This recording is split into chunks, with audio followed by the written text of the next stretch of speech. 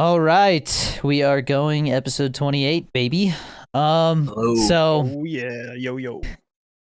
got something to address before we get started. So Chris is not here today because so he's got classes and stuff going on, and so he has kind of been on the fence lately as to whether he wants to continue doing the podcast because it's a big time obligation.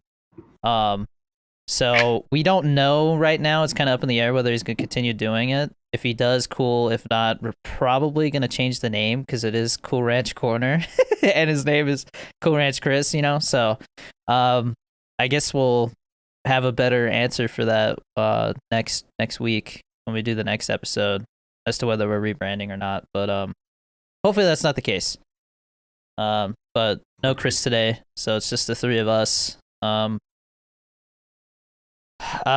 Just as my little take on it, I still think Cool Ranch Corner still makes sense because you're Danny Dorito and you're not specifically like nacho cheese Dorito or taco Dorito. So Cool Ranch kind of still makes sense. Maybe. Granted, I know that's what he goes by, but like, that's true. I don't know if it's worth a rebrand. To be honest, that's a lot of work. Yeah. The anti-Cheeto squad.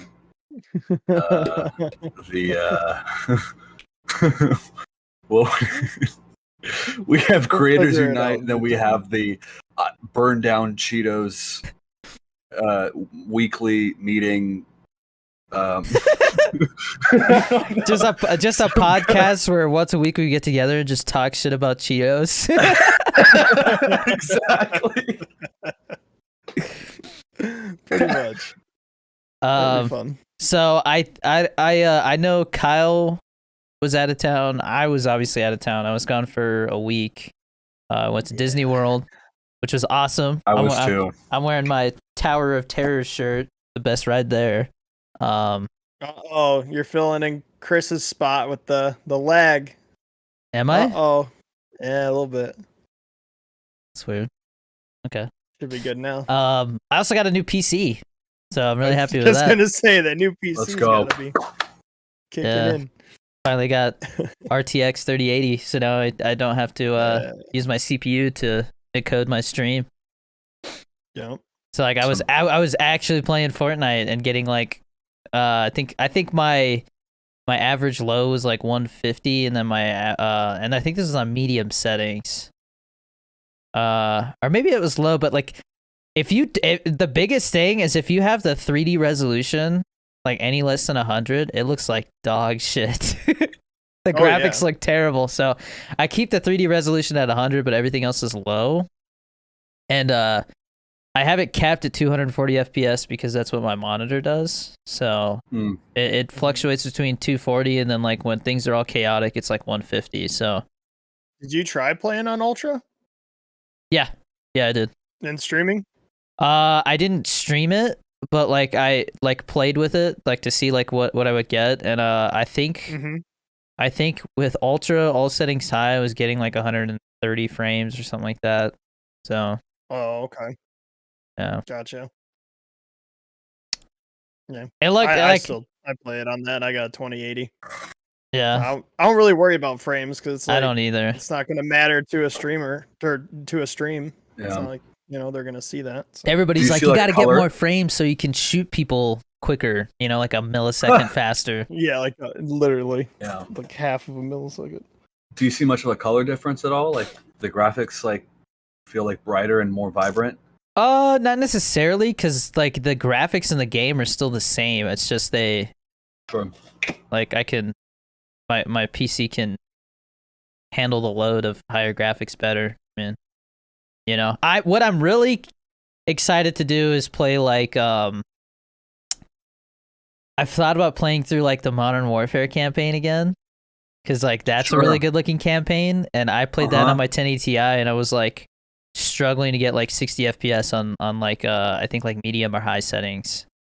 So like to put it on like ultra settings and like probably get like 120 FPS with RTX ray tracing on and all this other stuff. Look pretty badass.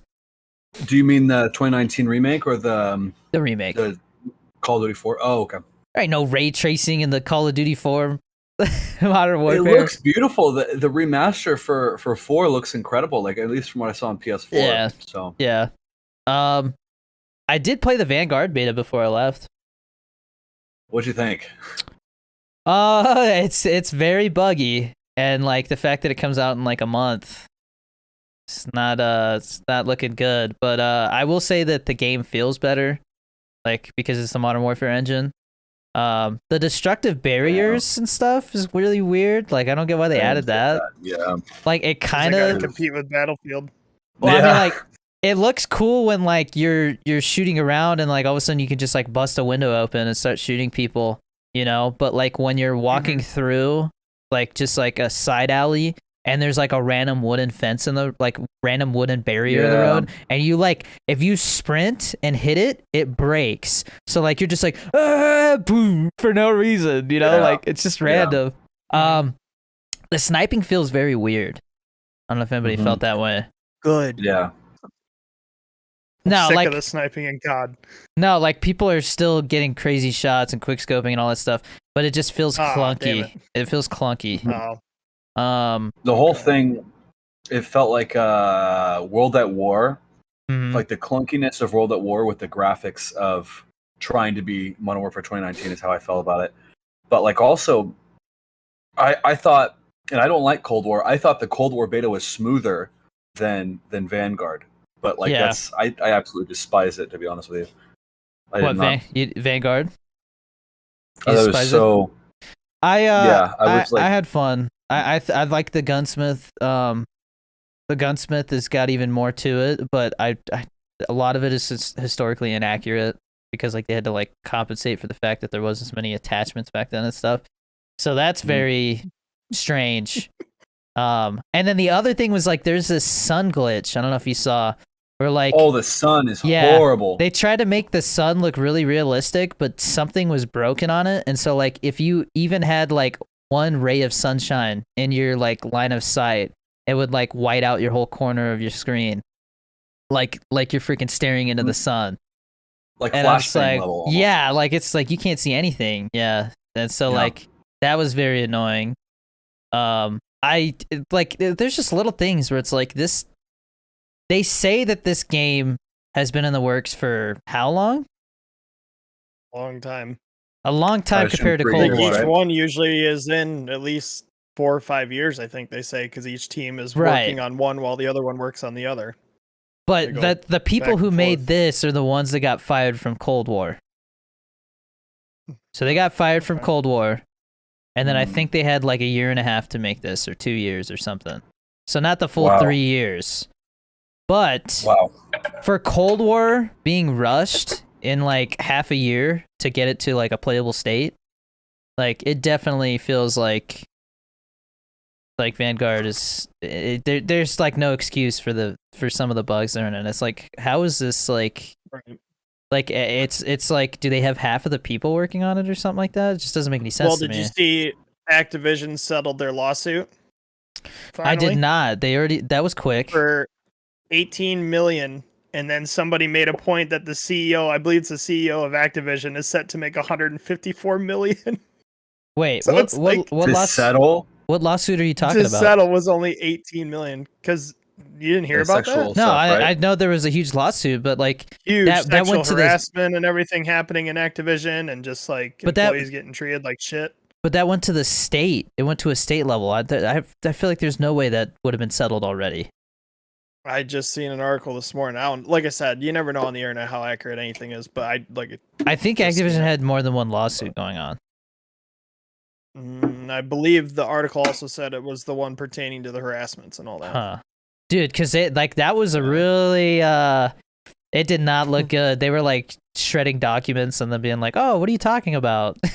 Like, Well, that's what Yeah. the issues they're having though with like all these games too. Like I seen an article at one point where they said literally all updates for World of Warcraft had to be put on halt because they didn't have a development team to do anything because they own Blizzard too. yeah, So, which is huge. So, That's so. Oh, man. yeah. The fact you couldn't keep up with World of Warcraft, a game that's been out for well over a decade and has a Yeah. huge player base, like, eesh. Did you guys get into Nice. Cyberpunk at all when that came out? A little Never bit. did. I Never was did. so hyped for that game, and then it came out, and like It was a letdown. I played it on PC, and Same. it felt like the game just like you could tell that they focused on making like the first third of the game like super playable and less bugs and stuff like that. The Oh. farther you progress into the game, the more bugs Worse there it were, got. and the more missions that were broken and stuff like that. And the really crappy thing is that they should have never even tried to make a port for PS4 and Xbox One. Like the fact that they even tried to do that was ridiculous. Because now what's happening is the PlayStation 5 and the PlayStation 4 version, or the PlayStation 5 and the Xbox Series X or whatever the new Xbox is, they're literally playing the same port of the game as the PS4 and Xbox One version, except like double the FPS. So like any crappy thing they do to make it playable on PS4 and Xbox One makes the version that people bought for PS5 and Xbox One Series X suffer. Like they don't get as good of a game because they're trying to compensate for the lower tier consoles. Well, that game should have only been on next gen and PC anyway. I agree. It sucks I as fuck agree. for like the older gen people that can't get their hands on anything new, or a PC. But and like, I hope it becomes the game that it was supposed to be, at least to a certain extent, within like the next year or two. But I mean, some of the downgrades that they're making to console have accidentally been also applied to the PC version. People are noticing now, and like, there's no reason for that. Like the PC version's fine. Like if anything, PC is the only way you should play that game right now. Yep. But there's just so many things that I've seen people point out. Like people have noticed that when you're like walking, if you pay attention in the very far distance, you can see cars like spawning in and out. Like in a very far distance. So like you can see how they're trying to like conserve resources and stuff like that. But like it's just the fact that like Grand Theft Auto 5, a game that's been out for how long now? Like 10 years it feels like. Like the fact that game when it came out had a better use of resources and spawning in cars and NPCs and stuff like that just goes to show like how much of a mess Cyberpunk is. You know. I was really hoping it was going to live up to the hype, but like that it really feels like one of those games where they promised like this massive crazy thing, and like honestly when you play Cyberpunk it's like there's games that came out like a decade ago that are better than this. Like it's like honestly they probably should have ourselves. GTA 5 didn't come out until my birthday of 2013, September 17th. Oh, so 8 years. It's not a decade yet, but close. 8 years, dude. Just wanted to fact check it in case somebody was like, "Oh, it's not been 10." You know. Yeah. But like there's all this DLC and stuff like that that might not happen now because of the mess that the game is, you know? I want to revisit it again on someday. DLC for Village. Resident Evil Village still don't have no DLC. Did the Resident Evil Reverse ever come out? It's delayed to 2022, I think. Fuck, dude. I was hoping to play that. It's a cool concept. You guys see that was it not Left 4 Dead, Back 4 Blood is coming to Game Pass for Xbox users? Yeah, I think we talked about that. Yeah. Don't gotta pay for it. I will be streaming that in my first 24-hour stream in like 4 or 5 months. But it feels like 3 or 4 months, I think, since I've done one. So, well, I don't know if I'll be on there for the full 24 to help you out, but I don't blame you if you don't want to. I'm thinking about like with the way my sleep schedule is and stuff right now. That's gonna be brutal. What day is that? That it comes out the 24th, the 10th. So it comes out the 12th. Yeah. Comes out the 12th. But if you get the Ultimate Edition, you get it 4 days early. So I'll probably be doing Which is it on Game Pass. And let me see, because October 12th is what? October 12th. It's probably a Friday, right? October 12th is a Tuesday, Or usually hell Tuesdays. yeah, dude, it works out, man. Because I want to stream it like Saturday, like evening. Like I want to stream from Saturday evening to Sunday evening, and then I'm gonna take Monday off. Like I'm not gonna do shit but TikToks on Monday, because I gotta sleep. Yeah. I gotta get me some beauty sleep after that. There's another game that's coming out too soon. Just Back for Blood. And what was the other that works out perfectly, dude. Far Cry. I'll be playing it early. Far Cry 6. Yep. Far Cry 6 comes out. So the October 7th. I think that's the one I got confused. Ooh, I might be playing both of those. Mm-hmm. Yeah, man. That's good. That's good. Okay. And the Battlefield beta is on the 6th. Ooh. Yeah, we got a jam pack. Finally, we got some shit to play, man. It's coming. Yeah. The drought is ending. We gotta wait for Battlefield until November now. Yeah. Which I'm happy about because I was gonna be on vacation.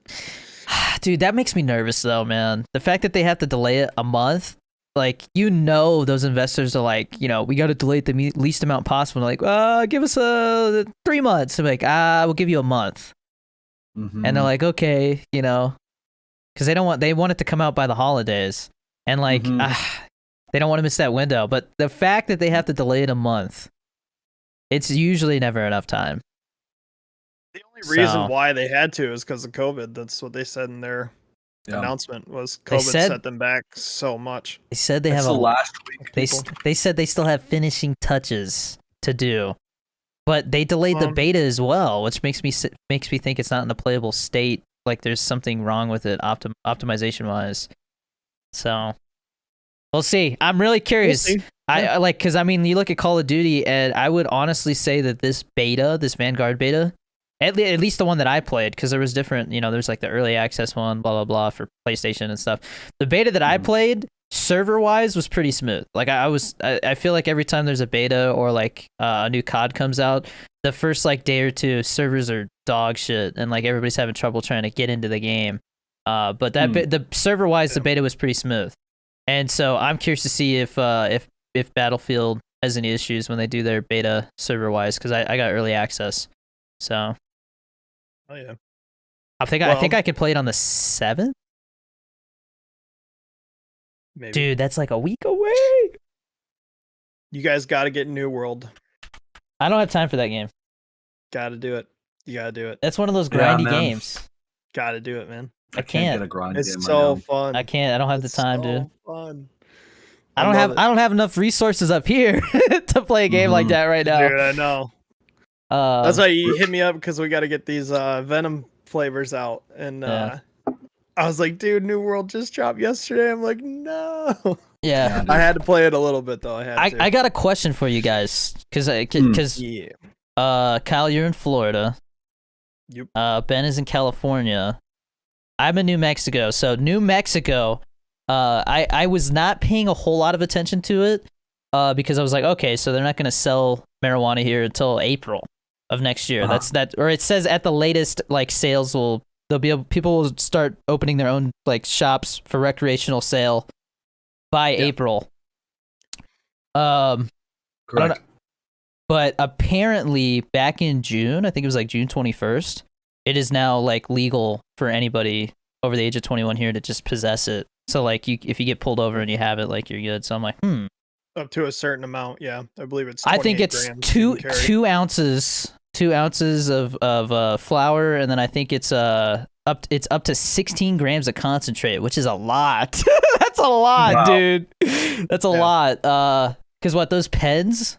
Because like when I was in California, when I tried it, I vaped it, and I liked vaping it, because then it's like there's no smell, and like neighbors and stuff. But what's it called? I remember those were always like a gram, and that shit lasts forever. Like, I didn't smoke a ton, because I was always busy, and like I can't drink or smoke and then try to work. That's not true. When I smoked, as long as I was not doing anything that required me to like be like live streaming or anything like that, like if I'm just working, like editing, oh dude, it puts me in the zone. And like that's always when I came up with a lot of good TikTok ideas when I was a little high. But apparently it's totally fine here. So if I wanted to go to Colorado and get some, I'm good to go. And I think I could how does it work with airports? Like if you have if it's legal in your state and you're flying to another state that's legal, you're good to go, right? But Dude, okay. the thing is if you're in a state where it's fine, they don't care. But if you land in a state where it's illegal, you can get fucked over there, right? So I was just in New York this past weekend, right?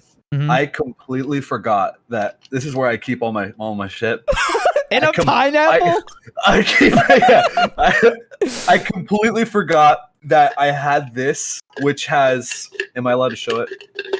Yeah, I don't see why not. So I had like a pipe.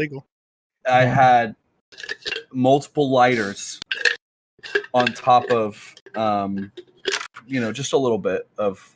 I just weed. want to make it clear. I got anxiety. I'm always stressed out. I do have a little bit of PTSD and stuff like that. So I found that it definitely helped a lot with like that stuff, and like there's all with anything in moderation. Like when like obviously there's a certain point where like if you're drinking all the time, probably an alcoholic. You know what I mean? Like if you can't go a day without drinking, so like everything in moderation. But yeah. This past vacation was rough. I hadn't drank really much up until the vacation. I was like, man, it's almost like every other day I was drinking. I'm like, holy shit. What's the status of marijuana in Florida? Still not legal, only medically. Medically? And I have no idea how this state hasn't passed like recreational use and everything. Florida's a weird state, man. It's a weird state. Florida definitely like political wise. Do you I remember Go ahead. Go ahead. Okay. Well, I was gonna say, like, do you know, like, how? Sorry. There you go. Like, are you able to bring lighters on a plane? Because I had this whole thing on my carry. No, they'll get pissed off, dude. They get so pissed when you try to bring a lighter. Yeah. Yep. I got this through TSA. Then, like, I forgot it was in my backpack. Like this. Oh, well, I mean, I've heard stories like people. Yeah, sometimes they don't check very well. It literally just depends on your luck, because like I've been to airports and I've seen dogs. Like they'll have a dog going around like sniffing around. Denver's notorious for it. I didn't see any dogs when I was at Denver this last time, but I'd seen it before. They when I was don't not every traveling in time, the military. but they're notorious for having it more than others. But what the other thing I was gonna say though is like I've heard stories like people will fly through the airport with like a wooden box in their pocket that just has like joints in it and stuff. Like they won't get stopped. When we left Denver, because obviously it was legal there. Don't do that. I'm just saying I heard that. Oh yeah, no. She She had her jacket on, and in her sleeve, she had this little tiny zipper, and she totally forgot that she had put a medical joint in there, and it's in a vial. And she just went right through TSA and everything, flew with it, and she like sent it to me after. She goes, "I just flew with a joint in my pocket." I was like, "Yeah." But I've flown with edibles and everything, like when we've gone to Denver, and I've come back with edibles and all kinds of stuff, and they don't edibles check. are the safest way. Yeah. Yeah, because it's like they look like cookies, or ain't whatever else you get. Like they're not gonna. I'm sure they know, but it's like they're not really gonna check. Looks like you're just bringing on snacks, Yeah. But it's starting to feel like weed is almost as commonplace as like beer or wine in like a social setting.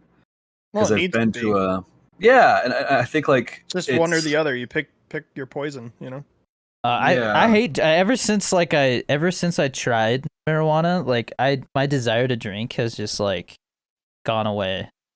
Because there's so many things about drinking that I don't like, because I never really liked drinking liquor. Liquor, like I feel like liquor is one of those things where you have to get like really accustomed to drinking liquor all the time for your body to like be like cool with it. Because like there's been times where like I took a couple of shots and they were too close to each other and I threw up, because it was like my body was like, what the fuck, dude, this is poison. And especially since then you could get like me, where I have to drink at least a half of a fifth to even feel anything. It's ridiculous. Yeah, like where your tolerance is super high. Yeah, dude, it's so. I never had that issue, because I've always been around like 130 to 140-ish pounds. Yeah. So that's never been an issue for me. But like the negative side effects of drinking just like don't feel worth it to me anymore. Yeah. Like I'm in the same boat. After this past weekend, like I have acid reflux really bad, and my drink of choice is vodka, cranberry, and Sprite. Mm-hmm. And obviously, cranberry and soda are like two of the worst triggers for acid reflux. And then on top of that, if you eat anything, so if like the night that we had our little get together, we had pizza. So not only the red sauce is going to already dude, I had the worst acid reflux. We're all trying to play games and hang out as a group. And I'm like, dude, my I'm still like drinking and doing everything and just fighting through the acid reflux. But that is the worst it's been in a long time. Yeah. And I was not having a good time. And I think I was having like shit even afterwards, like the past 2 days. That's why I'd seen you liked my tweet. I had this tickle in my throat and I've had it before, but it's like, feels like you need to cough, but you don't actually have a cough. And of course, during the COVID times now, you get a little freaked out, especially after traveling and all that shit. But one of the things that acid reflux can do is it can mess that all up, your esophagus and everything, and it can leave that tickle in your throat or a scratch that seems like you got a cough, and sometimes can lead to a cough. But I ended up taking some of my acid reflux medication last night, and then that cleared up too. So, but acid reflux is not fun. That's probably my biggest downside to drinking. Other than I always feel like groggy. I definitely am one of the guys that always gets like the brain haze or whatever you call it. Where it's just like for the next day or two, you're just hazy and out of it and you're not on point. You're messing up doing stupid stuff. So and I definitely don't feel like I'm like in the grind too when I'm like editing or just working in general on anything. Yeah. I'm just like out of it. I also don't like how like, so like when I smoked, like it felt like, if I took like one hit off of a pen, then like 45 minutes later it was pretty much gone. But like if you drink like 2 or 3 beers, like you feel that for like 2 or 3 hours. You know what I mean? Like it's a much longer thing. Mm-hmm.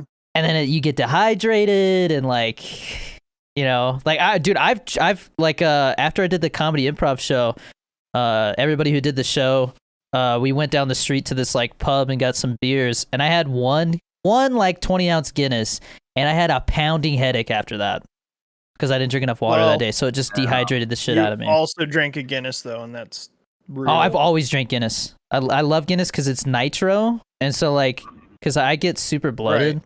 Yeah, I hate that bloated feeling when you drink normal beer, and so if I drink Guinness, I don't get that. Drinking, by the way. Yeah, but Guinness is only like 3.2% or something like that. So like it's a little less than a normal beer. So you have to drink more of it. But I've always liked the taste of it. Yeah. Are you sure? Let me see. I thought Guinness was 6%. No. Guinness is on the higher end. No, it's not. Because you got to understand, other countries, like they have different. Oh, it's 4.2. Sorry. So it is normal. It's definitely a little higher. Yeah, that's normal. That's like Bud Light's like right around there. Any of the main beers. Dude, they had a I think Modelo's are 5. Dude, right when Stranger Things season 2 came out, they came out with this Guinness it was like a Guinness Nitro IPA, and I don't like IPAs, but an IPA in like Europe and stuff like that is different than an IPA here. Right. Like they don't like it just tastes so much different. And so it's like that is like 6%, and like you can literally like I'll say like after having it a couple of times and like finding out that I was like, oh, this is like perfect. Like it's a smaller can, I think, too, than like a normal Guinness, or it might be the same. But like you can just pound those and you feel like totally fine because it's nitro. And so like that was like a good way to get pretty drunk really quick. Pretty toasted. Yeah, and so like I remember I got like a 6-pack of that, and there was a grocery store literally like a 2-minute walk away from me. So I would just like walk down the street, grab a 6-pack, sometimes already a little slizzard. And like I just be walking down the street. Dude, that was there was this poster that we saw at when I was at aviation technical school, and it was like a alcohol, like one of those posters that like talks about like alcohol addiction and like moderation and stuff like that, and it was like all these different terms for being drunk, and everybody was always laughing because in big word, like the biggest word on there was slizzard. But yeah, no, dude, I remember I got a stuffed crust extra most bestest from Little Caesars, of course. Which that's a solid pie right there. That's a lot of food. And then I got a 6-pack of that Guinness Nitro IPA, and I watched the whole entire second season of Stranger Things. And I think halfway through, I went and got like another 6-pack. So I was just like, I literally for like, I think it was like 10 or 11 hours or something like that. I was just sitting there on a Friday night, like, and then all of a sudden the sun comes up and I'm like, oh shit, I should probably go to sleep. So cool. I mean, it was That's like, so cool. it was a chill thing, but I was living alone, man. It's kind of depressing now that I think about it, you know? Mm-hmm. I'm just sitting there like drinking by myself. I had just turned 21. So like, you know, I was like, wait, so if I want to just go buy a 6-pack of beer and then just drink it while I play video games, I can do that, you know?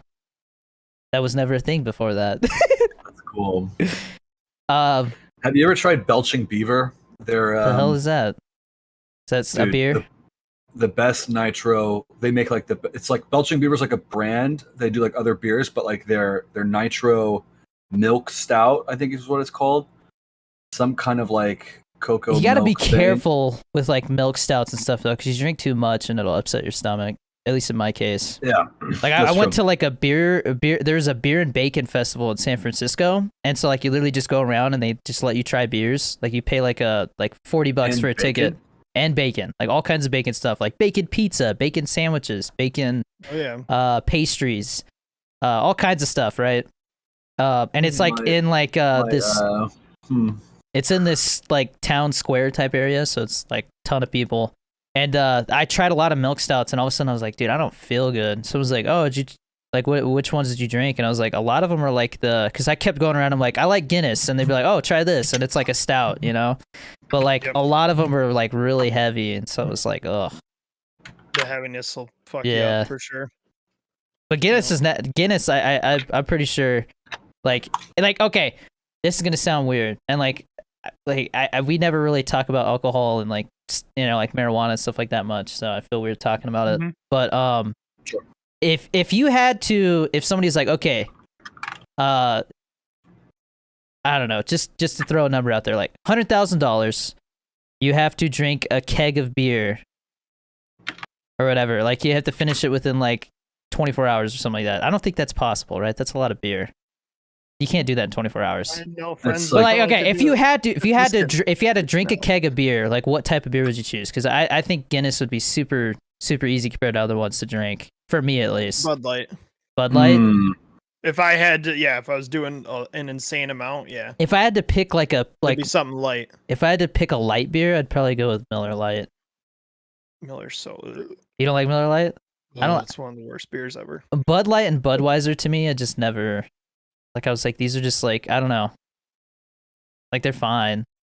Right. But I like Miller Lite because it's like super low carb and it still tastes pretty good. Because like Michelob Ultra tastes like water. Ultra. It tastes like water. But Mick Ultra gets your fix too if you're trying to watch the calories and all that good stuff. I'm pretty sure Miller Lite and Michelob Ultra are like pretty damn close to each other. Probably the same. Yeah. Yeah. Yep. Yeah. So Miller Lite was always my go-to for light beers. I like Blue Moon. Do you guys like that? Blue Moon's great. I can't drink a lot of it, but yeah, it's good every once in a while. Yeah, it's like one here and there. Yeah, it is. Yeah, it's a thicker beer. Yeah. I think that qualifies as like a craft beer, doesn't it? I think so. I don't know much about beer. I just know that I like Guinness and Blue Moon. What about like cocktails? Yeah. I like Bloody Marys. Ooh. You don't like Bloody Marys? Dude, I love Bloody Marys. Bloody Marys. Ugh. Out of any cocktail you don't like tomato juice and stuff like that? Like, what is it that you don't like about it? That's probably it. Yeah, if you don't like to, well, also my acid reflux, I can't do it. I like spicy stuff, so they'll be like, how much hot sauce do you want? I'm like, give me a generous amount, and they'll be sitting there like, oh god, putting all kinds of Tabasco in there and stuff. Oh yeah. Oh man, I love it. So do you drink like mezcals and stuff like that, like the spicy? No, like I never drank a lot of cocktails, but like if we went to like brunch, I would always get like a big Bloody Mary. Oh yeah, it goes really good with like an omelet. Yeah. Dude, there was this airport cafe when me and my wife were like dating, when we like started like when we reconnected, right? And there was this airport cafe really close to this base that I was like deploying to, and that was where I would get to see her because it was in LA, and normally I was in San Francisco, which is like a 10-hour drive from her. Right. I don't think it was 10 hours, but still a lot longer. There's this airport cafe, and they had this enchilada omelet, and it's the best omelet I've ever had in my life. Sounds like it would be good. So good, dude. And it's like massive. Like you eat the whole thing, and you're like, you ever like eat way too much, and you're like, oh, I regret that. Like I never regretted it. I would be like feeling sick, and I'd be like, no, that was worth it. He's definitely hit the spot. I'd eat more. Yeah. Hell yeah. Yeah, my go-to cocktails used to be like Jameson and Coke or Jameson and ginger ale. And then I switched out from whiskey, started drinking vodka. Now it's like a Tito's and cranberry and Sprite. Yeah, I did a lot of like vodka sodas with Tito's. Dude, we have this one down here in Florida. It's at this place called Frenchie's Cafe. And I think it's called, I want to say it's called a Miami Vice, I think. And it's like pina colada mixed with like some sort of berry or raspberry or something like that. Also type consistency like a slushy kind, like pina coladas have that slush to them. Yeah. It's like that, and they mix the two together, and the taste is phenomenal. It's just like you're drinking like a dessert, but it's alcohol, and it's gonna get you fucked up. I was always very conscious, at least when I drink cocktails. Like whenever I was drinking cocktails, it was like, oh, like I don't want to drink a bunch of beer because it's like, everybody's like, that's like eating bread because of all the yeast and all that stuff, right? So I'd be like, okay, I'll get like a vodka soda or something like that. And it's like 100 calories, and it's stronger. And like, so I would always do like really simple drinks, like like if you do like a tequila soda and they put lime in it, that's really good.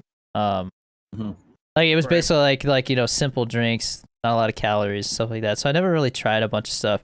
I remember on my 21st birthday, I got super drunk. And like I was on a huge Mad Men binge, so I was like, I gotta try a what is it called? It's like whiskey and like cherries. Not a Manhattan. Is it a Manhattan? Manhattan, no, old fashioned. Old fashioned, yeah. I was like, I gotta try an old fashioned. They're always drinking it in this damn show, and I tried it, and I was like, it's gross as hell. I don't think I like whiskey, man. I just never liked whiskey. I thought an old fashioned isn't that a martini, or is no, no? It's whiskey, and then they put like sugar and bitters in it and stuff like that. Like it's definitely like that's a man's drink. Yeah. That's like, oh, like I'm tired of drinking just straight whiskey. Let me throw a little something in there, But like, yeah, not for me. Yup. Like I just never really liked whiskey, I don't think. But I like tequila, but tequila definitely like gives you the worst hangovers somehow. Oh yeah. I don't know what it is. It's something about the way that it's made. Like there's something in alcohol that leads to worse, to having a worse hangover or not. Because I believe the science between a hangover is your brain is literally dehydrated, and like you'll have a headache. The headache is because the fibers that attach your brain to your skull have tension on them. So it's a different type of headache because like it's your whole brain. Right. And then like you're dehydrated, but it's like it takes a while for the electrolytes that you would need to replenish to actually make it to your brain. So like you're sitting there just like drinking Gatorade and all this stuff, and it's not an immediate fix, like it takes like a whole day to recover from that shit. And I hated that. Yeah. It was always like the next day was just trashed. All you do is you just sit around like, and like I've had I've only been hungover a couple times where it was so bad that like I couldn't even eat, and that's the worst. Like where like you get nauseous. Oh yeah. And like you'll start eating and you'll feel a little better for a second, and then you get nauseous again, and then you just feel like throwing up the food you just ate. So it's like that's the worst. I like that's the type of those are the type of days where I'm like, I'm never drinking again. And then the next like the next week you're like, let's go. Disregard the previous week completely. Yeah, I've done that once or twice. Yeah, but Oh man, yeah, I've gotten to the point now where it's like I kind of know like when enough is enough because I used to be the type to like, oh, let's keep drinking until we pass out essentially at like Yeah. 3 a.m, and now I've gotten to the point where it's like once I hit my buzz and my drunk, you know, like if Yeah. I know that I've drank a half fifth of vodka, I'm like, okay, I'm gonna be okay Yeah. for the Yeah. rest of the night. Like that'll be in my system for quite a while. dude, and So the I just stop and then I start drinking water and I eat something. And my Yeah. hangovers do not last all day long. I might have a little headache when I wake up, but they do not last nearly as much as they used to. But drinking I a started lot getting of water smarter is with key. doing Yeah. that. Yeah. Yeah, that's the Yep, key. at least 2 bottles before you go to bed. And you're gonna have to get up at piss at some point, but Oh, usually the yeah. first bottle your body just absorbs because it needs it. What you know, 'cause causes the it's dehydrated. spins? I want to know what causes the spins, because the spins are always the worst too. Like that, Oh, I'm The not worst- entirely sure. the I've worst always been feeling. curious about that too. What? I never really get them though, so I don't I've know. only gotten it when I was like legit drunk, but the Right. spins Dude, is yeah. an adverse reaction of intoxication that causes a state of vertigo and nausea, causing one to feel as if he's spinning out of control and cannot stop, especially when lying down. It is mostly commonly associated with being Yes. very drunk or mixing alcohol with psychoactive drugs. Oh, Yeah, you can get like that when Ooh. you smoke and drink too. I've had that before when I smoke and drink. Yeah. yeah, dude, I didn't. That's the other thing I didn't like. Like one time I was a little high and I drank like one beer and I was like, damn, dude, like this really hit me. Like I don't like that feeling, like that crossfade or whatever they call it. I'm not a fan Yeah. of that. Faded, Not a fan of that. crossfaded, yeah, is not a good time. Yeah, Last several I remember- times I've been drunk, I had the spins, but like I kind of consider it as like a win, as like it was a good night. Look at Oh, everything. you take it as- around. you take- I can't, dude. I'm like, please stop. You're just laying there. I'll never drink know again. some people's best thing that they can do is laying down on their stomach and one foot on the ground, one leg on the bed, and it helps. them out. Mm, But if I'm like just drink a bunch of beer and I'm super bloated, the worst thing is like laying on your stomach, you know, because then you're like your Mhm. stomach Yeah, feels oh, like yeah. all it's Yeah. uncomfortable as hell. But Yeah. dude, the crazy thing was like when I was on a boat, the first like year and a half out of boot camp, we would have port calls, right? Like we would stop in a country and they'd be like, all right, go have fun, you know, like as long as you don't have like duty, you can like go get drunk, whatever. There was Mhm. people who would Right. literally be drinking until like the minute they weren't allowed to, and like they would get back on the boat and we would have to like set sail and they would still be drunk as hell. I'm like, bro. mm, But like I was just like, God, like watching some of those people, like from the moment they set foot on the ground and they're not in uniform, they are shit faced, and then for the next 72 hours they're shit faced. I was just like, that to me is like, you got a problem. yeah. Yeah. Like I just like, you can't have fun without being drunk, you know?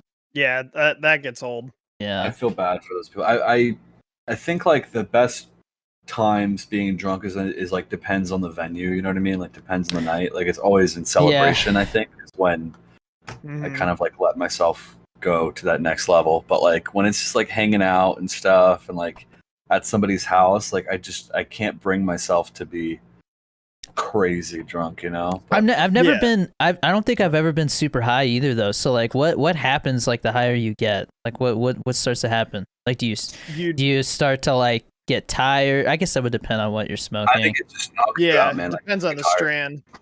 Because like I've It heard depends on the people. type. Because I've heard of people taking like crazy amounts of like edibles, and like they'll be like, I Oh, yeah. saw Jesus, you know, like they like Dude, transport to an ultimate edibles are dimension. way more intense. I've had They edibles, but last I've never a while. taken. I don't think I've ever taken more than like 10 or 20 milligrams, and even 20 milligrams. I was Yeah. like, whoa, dude! Like I was like Yeah. watching a movie, and I'm like tearing up in a scene that shouldn't be that like emotional, you know? Yeah, Like Right. I'm experiencing emotions like way harder, and my wife is like, "What's wrong?" And I'm like, I'm just sad." The sad boy. dude, I actually relate to that so much because I was like, well, I got high and I watched. I was by myself. I watched 2012. Remember that movie from? 2012. Dude, yes, I feel like dude. watching End of the World Holy shit is like fuck. the worst thing you could do when you're high, man. Because you're just Hands like, down. this could cried happen. in 2012. I thought it was like so not because like the world was ending, but there was like a scene where they're like, oh my god, he loves his family so much, and like the world's ending, and he just wants to like be together with his kids. Like it's not even that like from a script standpoint, that movie's just kind of like whatever, you know, like there's not a whole like it's definitely not like the emotional like weight that you're feeling is definitely not deserved from that movie. Like you barely care about the characters. And you're like, he's got a family. Exactly. And like the Russians and that, like the two Russian rich kids with like the big Russian like rich dad and how he like dies. Oh man, I just love that movie so much. But dude, I watched Volcano. You ever watched Volcano with Tommy Lee Jones, where there's a volcano that erupts like in LA, right? Like it's like something that would never happen, but like it's really high budget and really well done. And like the movie is way more like emotionally like dramatic than it like deserves to be. Like there's a scene where like this like subway, the guy who's like this subway crashes, right? Because the lava's coming and like there's earthquakes happening and shit, and they're like stuck there. And it gets to the point where the lava is like going under the train, right? And there's trying to get everybody off the train. And the conductor, when they crashed, like got knocked out. And so this one guy, and he's a pretty famous actor. I'm trying to think of what he's in. Like if you saw him, you'd be like, oh, that guy. But like he goes to save the conductor, but as he's like walking through the train back, like his shoes are melting and like all this shit. And then like he gets to like the door, like the end of the train, and everybody's like, come on, like the lava. And like the lava is still moving, right? So like his time is running out, and like you're like, he's not gonna make it, dude. He's holding a guy up like this, and he just goes, and just jumps and lands straight in the lava, dude. And he just starts sinking, like melting. And he's like, and like he throws the guy and saves the conductor. But then everybody's just watching this guy like just melt alive, and like you almost expect him. Like they literally, you watch him to the point where like his hands disappear, and like I had taken an edible, and I'm just like, he's a hero, you know. I'm like watching this like all dramatic, and like I was like half expecting him to like throw a thumbs up like Terminator style on the way down, you know, like. But like like I was just like, damn man, this is some heavy stuff. And I bet you if I watched it now, I'd be like, oh, that's cool, you know, Tommy Lee Jones. Like no big deal. But yeah, like something that's like way more dramatic. Like I don't know what it is, like you're just like in the moment, you know? It's weird. Well, it intensifies emotions. Oh yeah, for sure. Just like being drunk too does the same thing. Yeah, but I feel like what I don't know, it's just different, you know, like when you like, and not only that, I feel like maybe it is that way with marijuana as well, but I feel like when it comes to drinking, like everybody's kind of like a certain type of drunk. It depends on what you're drinking too. I think guess, tequila, vodka, all that, you know, whiskey, it all hits you different. My roommate in San Francisco like always like tried to fight people when he got drunk. Yeah, you know? I can't stand those fucking guys. It's not his fault though, dude. That's just the type of drunk he is. Like he can't help it. Like he would literally be like, I shouldn't drink. Like I should literally just not drink, because when I drink, I start fights. He drank everything, dude. Okay, whiskey's like a big one it triggers something. Yeah, inside no, it didn't matter. It didn't matter what he drank. He would be drinking White Claws, and he would just be like, "Fuck you," like trying to fight somebody for no reason. Yeah. Yeah. That's something within himself he needs to figure out, I think. I'm like one of those guys, when I get drunk, I'm just sitting there like... Yeah. Yeah, exactly. Sick. Yep. Yeah.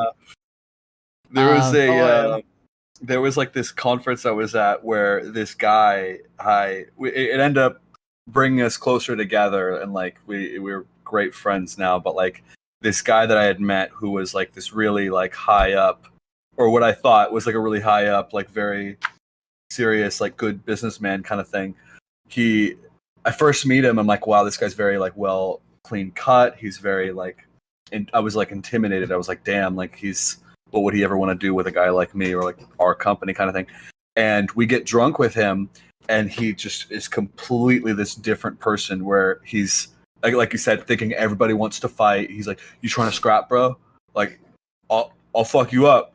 Oh, it's all love. It's all love. But I will fuck you up." And I like fucking like going back and forth, and it's so like we stayed up till 9 a.m, like overnight, calming him down over and over, hugging and over, and then like breaking up a fight and then doing over and over again. Yeah, These like kind of people are such a pain in the ass to deal with. when I was on the boat, these two drunk guys showed up super late, and everybody's like, "Hey, shut up! Like you're so loud. Are people trying to sleep? It's 2 a.m." Yeah.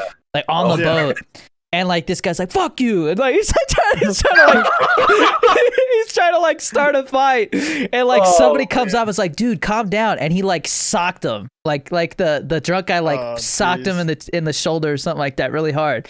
And he was like, he's like, "Get away from me!" Like socks him, and he's like, "Dude, come on!" And he's like, "I'm sorry, dude, I didn't mean that, this and that." And he's like, "Just go to bed, dude." And he's like, "What?" And he like grabs him, puts him in a headlock. I'm like, "Bro, come on, dude!" Like, some people get so out of it, it's insane. Like a damn like, they just flip like a switch back and forth. Like, I'm sorry, dude. You know, then fuck it. Like, yeah, exactly. Yeah, I definitely feel like drinking brings out like you know, after a certain point, like it definitely brings out like worse things than like smoking does. Yeah, 100%. And like the decisions too, you know, like that you make. Like when you're drinking, you're like, somebody like, "Hey, dude, you know what? Like we should climb this tower or something, this water tower." And it's like, that's a good idea. That's a great idea. Yeah. I'm here for but like if you're high, you're gonna be like, "Oh, dude, that's really high up. I'm scared of heights." You know, like I ain't trying to do that. Right. You get like paranoid. I could. What if I fell? Like you start thinking like worst case scenarios. You like talk yourself out of bad decisions when you're high. Yeah. You know. Yeah. Well, yeah. Like when I was more cautious. Like I was at a party and like this guy's like shit faced, like totally blackout drunk, and he's just like, "All right, guys, I'll see you later," and grabs his keys, and we're like, "Yo, what the? You're not going anywhere, dude." Yo, yeah. You know, like, and he's like, "What? I'm good to go." And I'm like, "Bro, like, how many fingers am I holding up?" And he's like, "Oh, come on, man." Like, I'm like, "Yeah, 'cause you don't know. You don't know, bro. You're that drunk." My buddy Anthony left the bar one night randomly. Like we were all just talking outside with this group of people, and all of a sudden he just turns around, starts heading to his car, and I thought maybe he was getting like his smokes or something out of the car. I didn't know what he was doing. He just peels out. then somebody in the group was like, "Is he leaving?" I'm like, "I don't think so." And they're like, "He's really fucked up, so we should probably go check." Yeah. So we run over there, and he like literally, because we literally at that point seen him get in his car. He wasn't like trying to grab something out of it. We're like, "Oh fuck, he's really just trying to leave." It was so random because we were all just talking, and he literally just turns around and walks right to his car, like didn't even say anything. So then we see him, like he gets in his car, and I tried to stop him. And I told him, I was like, "Dude, you're way too drunk to, you know, drive home. I'll drive you home, and you can come get your car in the morning, or I'll come get you to come get your car, whatever." And he goes, "No, man, I'm good." And I'm like, "Dude, like, no, you're not. Like, please get out of the car." And he kind of just looked at me, laughed, and just took off. And I'm like, "Well, I don't know what to do. I did everything I thought I could." And so then we watch him right in the same complex where the bar is. There's a McDonald's. So it's like a big shopping thing, and then a McDonald's is more towards like the main street or whatever. Yeah. So we see him go to the McDonald's, and he's literally in the drive-thru. And all of a sudden, we're watching him the entire time, and you just see his car slowly but surely just hit the other person that's in the drive-thru. And we're like, "What the fuck?" So two of our friends ran over there. Dude fell asleep waiting in the drive-thru. And literally just like his foot went off the gas or off the brake. And bruh, bumper card the dude in front of him, and then the cops got called there. He got a DUI for it, obviously. Have you guys seen that? Have you guys seen that video where like this guy like walks up, and it's like it looks like North Carolina, I swear. And this guy, and I've got a story now that I think about it. But literally this guy is like crashed into a ditch. His back tires are like out of the air. This guy's not getting out of there, right? And he's like, "Bro, what you doing?" He's like, "Oh, I'm just trying to get my car out of here." And he's like, "Bro, you ain't getting your car out of here." It's so drunk, dude. I'm like, "Oh." But dude, there was a guy. I remember it pretty well because towards the end of school I went to his court martial. He got, there was this pizza place like right down the street from the school, right, from the campus. And like they knew everybody that was there was like from the campus. So like there, like everybody in town, there was a lot of cops that were like ex Coast Guard that would go in there, like on duty and like get pizza because it was a pizza place, like really good pizza actually, and like all kinds of like good bar food and stuff. Like it was a pretty solid place. So like there would be cops there all the time, and like this guy literally tried to like drive back to the campus, and this cop was like, "Come on, dude, like." Let me just give you a ride home. Like, don't do this. You know, like if you do this, I'm gonna have to arrest you. And he's like, right. No, I don't. You know, like arguing with him. And the cop, since he was ex Coast Guard, like he was very lenient with him, and he ended up like, I think he ended up like handcuffing him and just throwing him in the car and driving him back and like letting him go. But like he, you know, he like handled the situation, and the dude literally, like, I think he took, I don't know if he took somebody else's car, like a friend's car. He's like, hey, let me borrow your car. Or he walked back and got his car. I can't remember what the exact story was, but he decided to drive to Burger King and crashed. And then he got, I think he took an Uber back to the campus. Maybe that's what it was. I think he took an Uber, got his car, went to Burger King, crashed his car in a ditch. Then he got an Uber, went back to the campus, reported his car stolen. And like his roommate snitched on him, was like, nah, he drove his car. Damn, his roommate snitched. Oh no. Oh my god. That's rough. But yeah, that and like that, I think he was a rescue swimmer too, which is like the hardest thing you could do in the Coast Guard. It's like our equivalent to like Navy SEALs. Like that's our hardest thing you could do. Like there's no way I could do it. And so like they were like, you're very lucky. Like you have like a dad that works at this base or something like that, and like you're lucky he's got friends. Like literally the guy who's doing his court martial, the captain there was the commander of the base was like, you're very lucky. He's like, just know if you mess up again, like you're done, dude. Like he's like, I don't know. He's literally, I don't know anybody else who's done something like this and gotten off as easy as you have. Wow. And he was like, I strongly suggest you rethink your life decisions. And like, he's like, and if I were you, I would stay away from alcohol for a while. You know, like, I'm like, geez, dude. And like, I think all that happened was he got sent to his base, and for 6 months he was getting paid at the rank lower than he should be, or something like that. Like, that's literally all that happened to him. Got a slap on the wrist. Wow. And he literally could have killed somebody. Literally could have killed somebody. Crazy. It was like normally like a DUI is like you're done, you know? Yeah. And that's what he got, DUI, and then like I think it was like falsifying evidence or something like that because he said that somebody stole it. Yeah. Yeah. Yeah, dirtbag. Damn. That's a classic dirtbag right there. Oh yeah.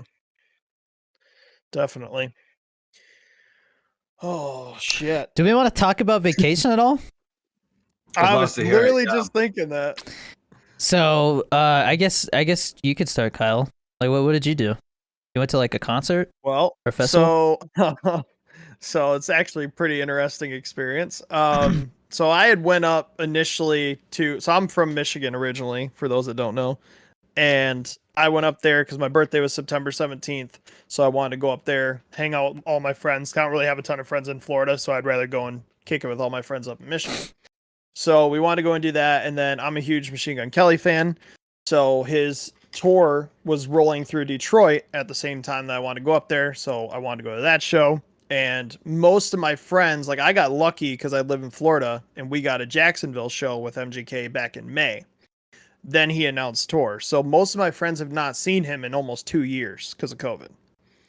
So we all wanted to meet up, obviously, and go together. So the whole day is good for the most part. We have some setbacks. My buddy's car breaks down the night before, so he couldn't come get me. And I'm like about an hour and 20 from Detroit or something like that. Luckily, I have another friend that could come out and get me because obviously I don't have a vehicle because I flew. And then as we get there, I get to the Airbnb. My buddy Johnny calls me. He goes, "Hey, I just locked my keys in my trunk." So they got set back there. Then by the time everybody got there, because normally so MGK's concerts are a little different because I mean, people line up for other shows, but we make it like a thing. We call it line trapping. And we'll go and just hang out with everybody. We drink, smoke in line and just meet everybody, talk to people. It's something that we just like really like to do. So that's what we tried to do, but we were going to be late. So we walked over there and kind of seen a few people, and then doors were just about to open. So me and my buddy Ollie were like, dude, like, no, we're not ready to go in. We still need to go drink. We're nowhere near drunk enough to go in there, because we don't try to spend a bunch of money at the venues, because like drinks are like $20 for like a mixed drink. It's ridiculous. Wow. So we walked back to the Airbnb. We're only like a quarter mile away. Well, as we're drinking, it starts downpouring like terrible. We're just seeing it out the window of the Airbnb. So we call an Uber to head back, and the Uber couldn't get anywhere. Like they were having a really hard time parking people at the venue. And I think because it was raining and it's Detroit and that's just how it is. So we ended up just having them drop us off wherever. Well, we get all the way up there. We're already soaked, like not head to toe yet, but like definitely covered in a lot of rain. Yeah. So we get all the way up there, and my tickets was like 2 rows before you even get into lawn. So I would have technically been under the covering, because it was an amphitheater. So they only have like that, like, you know how like that, it's like a awning type thing. I don't know how to explain it. Like a tent, you know? Yeah. And it was on the water. It's on the Detroit River. So it was freezing on top of that, winds blowing, and we're soaked. So then all my friends had lawn tickets. So we're like standing out in the lawn thinking this is like what we have to be. And at this point, unbeknownst to us, it was a free for all. People could have went wherever they wanted. Nobody was checking tickets. The security was like minimal. There was nothing. Like, so we're standing there in the rain for half of the set until we realize that, we can move and do whatever we want. So my buddy Lucas went off halfway through the show to find like a dry spot. Because now at this point, I got like an inch of water in my shoe, in my left shoe, for whatever reason. That one was filling up more than my right. And I am soaked head to toe. Hats absolutely soaked. I had a jersey on, shirt, my black skinny jeans, my wallet's getting soaked. Everything was soaked. So, and then of course, like I said, the wind from being on the river, and it was just cold in general because Michigan sucks. Yeah. So buddy finds a dry spot. We ended up being fine the rest of the time, but then we had to walk back to the Airbnb absolutely drenched. So there's like 10 of us, whole squad walks into the Airbnb. We're all soaked. We just like changed out, drying our clothes, drying our shoes, everything. So that was an experience. And then it rained literally. We had the Airbnb for 2 days because we all wanted to hang out in Detroit after, go shoot photos. We like doing that kind of stuff, whatever, and just mobbing around the city. And it rained all day, every day, for all the days that we were down in Detroit. So we really didn't even we went and had dinner at a place, but we couldn't go to like any of the parks or do anything that we wanted to do. So that kind of sucked, but we made the most out of it. And then Friday was the NF concert at DTE, which is like a really iconic venue in Michigan. It was actually used to be called Pine Knob.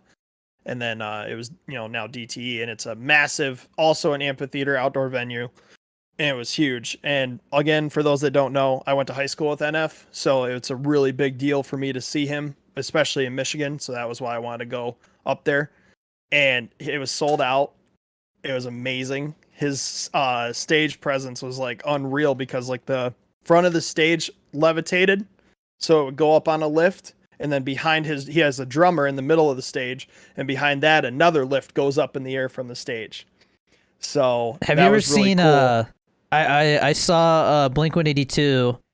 They had like they did a tour where everywhere, like every concert, what's his name? Travis. Travis Barker had like that lift. Go up on a lift. Yeah, and he would be drumming like above everybody. I'm like, dude, that's cool. Yeah. That's so sick. Cool. Slipknot does the same thing. I went and seen them at the Tampa Amphitheater down here. They have dual drummers, and they're both on the far right and left of the stage, and they're both on lifts.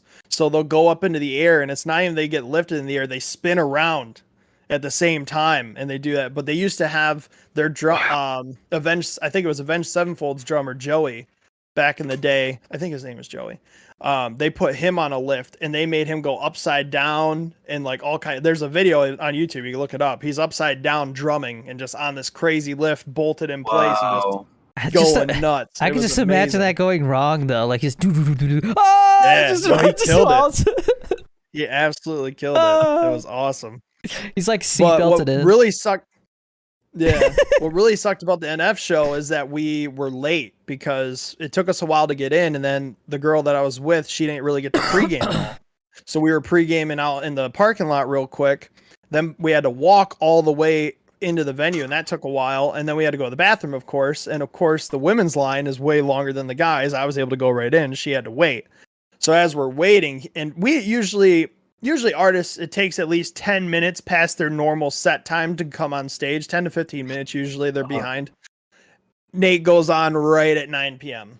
And we're like, fuck, I'm waiting in line, waiting for her to get out of the bathroom, and he's playing right now. I'm like, shit. So then, because we still didn't get drinks yet, and we still haven't stopped to get merch that we wanted. Dude, so, merch is so expensive, though. Oh, it is. Like but we wanted to hit merch for before the show was over, because then everybody's in line trying to get merch. Yeah. So we went, got drinks, did that. We missed like the first 4 songs, but we went and found our seats, and we're like right fucking there. We had pit tickets, so we were like, he was right in front of me. Oh, sick. And I'm pretty sure he noticed it was me a couple times because he looked at me and he's like, oh shit, you know? So that was pretty cool.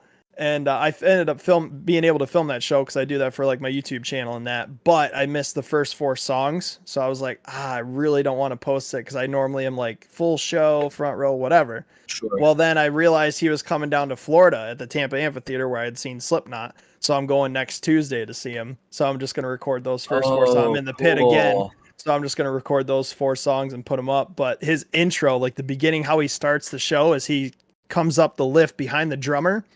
And there's a song that he has called Pay My Dues. And he spits like for a good like minute or so in the beginning. And then it like pauses and he's like, it's like the beat drops or whatever. And he's like, hello. And how his entrance is he comes up that lift and he's on like a jump, like a springboard. And the screen goes white behind him, like with the smoke. And it jumps up and he's like, hello. And he just like Superman comes out of the air and lands on the stage. It's so fucking cool. I had seen it on Twitter and I missed it live. So I'm definitely getting there early for the Tampa show to see it. But man, to see this kid, we're from a small town in Michigan called Gladwin. And we literally had 2 lights in the whole town. There's Amish people there. So to see this kid go from like a talent show, I used to watch him on talent show stages. Like there's like maybe 400 kids total in our high school. And to see him just come from that to literally a sold out massive amphitheater is just like, wow, dude, it was unreal. I turned around and I'm like, holy fuck, this kid made it big, dude. Like, yeah, it was awesome. So it was definitely a good trip. And then Saturday I just hung out with my friends. We played board games, or not board games, but drinking games and card games, stuff like that. And just got to see people I hadn't seen in a long time, obviously due to COVID as well. But yeah, that was pretty much my trip. It was a good time. That's dope. Yeah. Well, so I was keeping up the whole time. Danny was going to all the parks. And then he told me, he texted me. It was funny. I think it was, the day after the MGK show, he texted me, goes, just ran into your boy MGK leaving Avatar World. And at first I thought, I'm like, because my brain went to Avatar World, not like the movie. I was like, do they have like a bunch of like celebrity, like, you know, like they have a wax museum with all kinds of celebrities. My brain went to like, oh, they have like an Avatar thing, and MGK is one of them because he's like bigger now, and you know, Tickets to My Downfall did really well. I'm like, oh, maybe they added MGK as like an Avatar, and whatever. I literally went on this like Avatar like boat ride. Like you literally go, it's like Pirates of the Caribbean, but Avatar. And it's actually like super lame, actually. Like it looks cool, but like it just feels like one of those things where it's like Pirates of the Caribbean is a long ass ride. Like that's like 5 or 6 minutes. You're on a boat and like you see all these different scenes. That'd be sick. Avatar was a lot of like plants, and then you like some screens where you see like an avatar run by or like a little animal like run by or something, you know, like. And then there was like one. There was only one like animatronic avatar at the end, like drumming or whatever, and I'm just like, okay, like it's cool, but and like little man, like my stepson has never seen Avatar, so like he's just like, what the hell is going on here? He's like all weird. He's like, what's that? I was like, oh, it's an Avatar, you know. But we're walking out of it, And literally MGK and Megan Fox with this like Disney tour guide walk by, and like I look at like MGK and like I like nod, you know, he's like kind of nods and keeps going, you know, but like that was the extent of it. He'll know. He knows if you notice him, he's like, oh, okay, what's up? Like he'll say something. That's why I was like, dude, did you say hi? Because he's literally like, if you come up to him, he'll be like, yo, what's up, dude? If like, the guide wasn't so cool, if the guide wasn't like obviously like fangirling, like I probably would have been able to say hi or something. And like the guide was fangirling. Yeah, this chick was talking to them, and she's just like, Jesus. Yeah, this and that, blah, blah, you're like, and I'm like, oh damn. Like if I was him, I'd be like, can I get a different tour guide? Like she's kind of freaking me out. He doesn't even like that shit. Oh god. And Megan Fox is just like looking around, like. She loves Disney. They go literally all the time, but it was funny because they went down for Rebel Rock Festival, which was on the 24th, which was like 2 days after our show.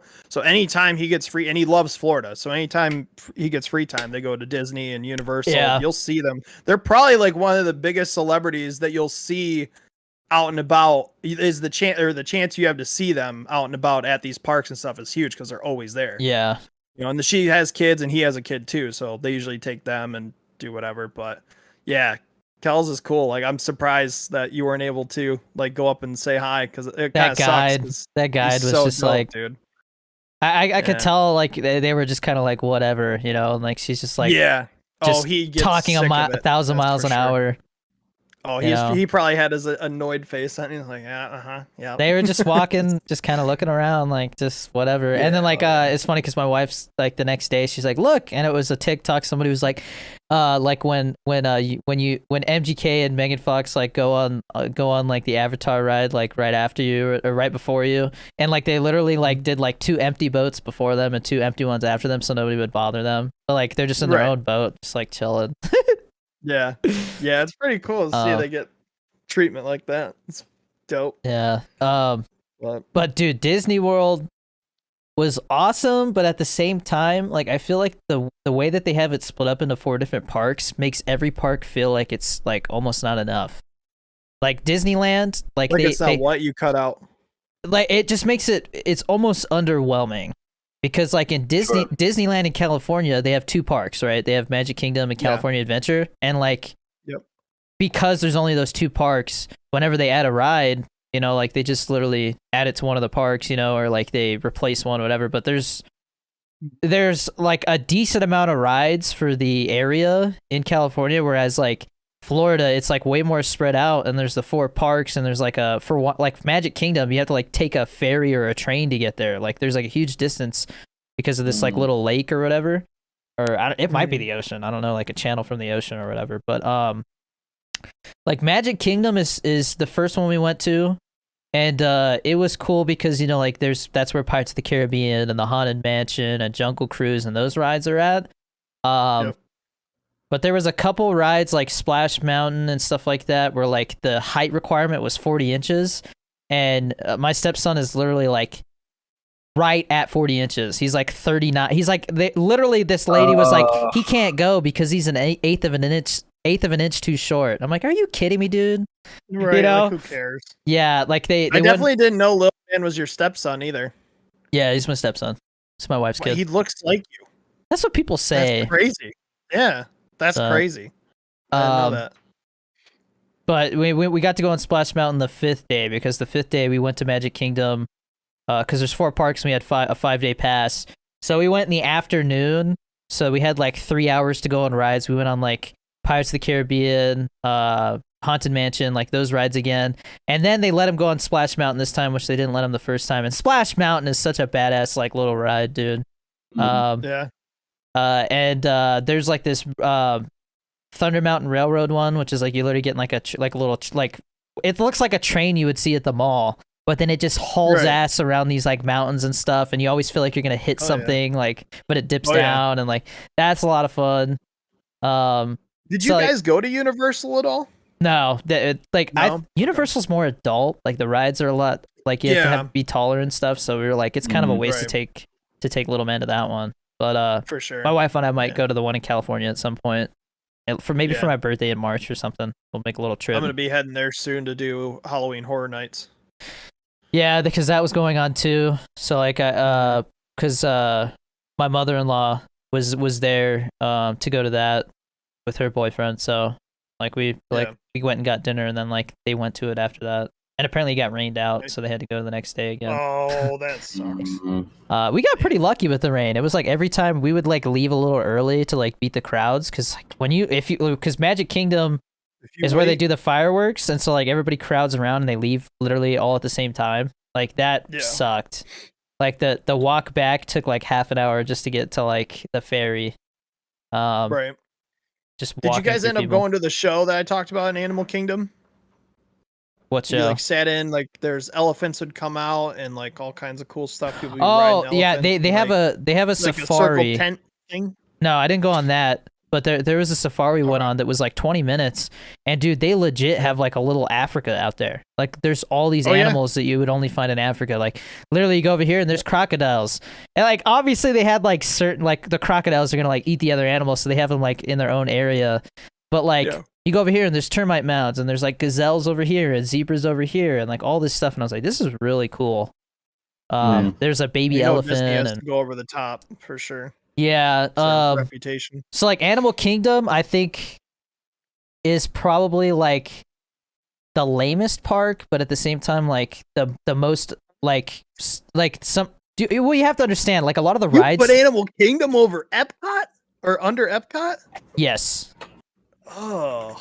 Like Epcot was, Animal Kingdom, like Avatar World was kind of underwhelming. Like the boat ride, like I said, was whatever. They had the VR ride, but I had to go on that by myself. Because like the height requirement was like 42 inches or something like that. That was pretty cool because that's like you get on the back of one of those like dragon bird things and like fly around, and it really feels like you're flying.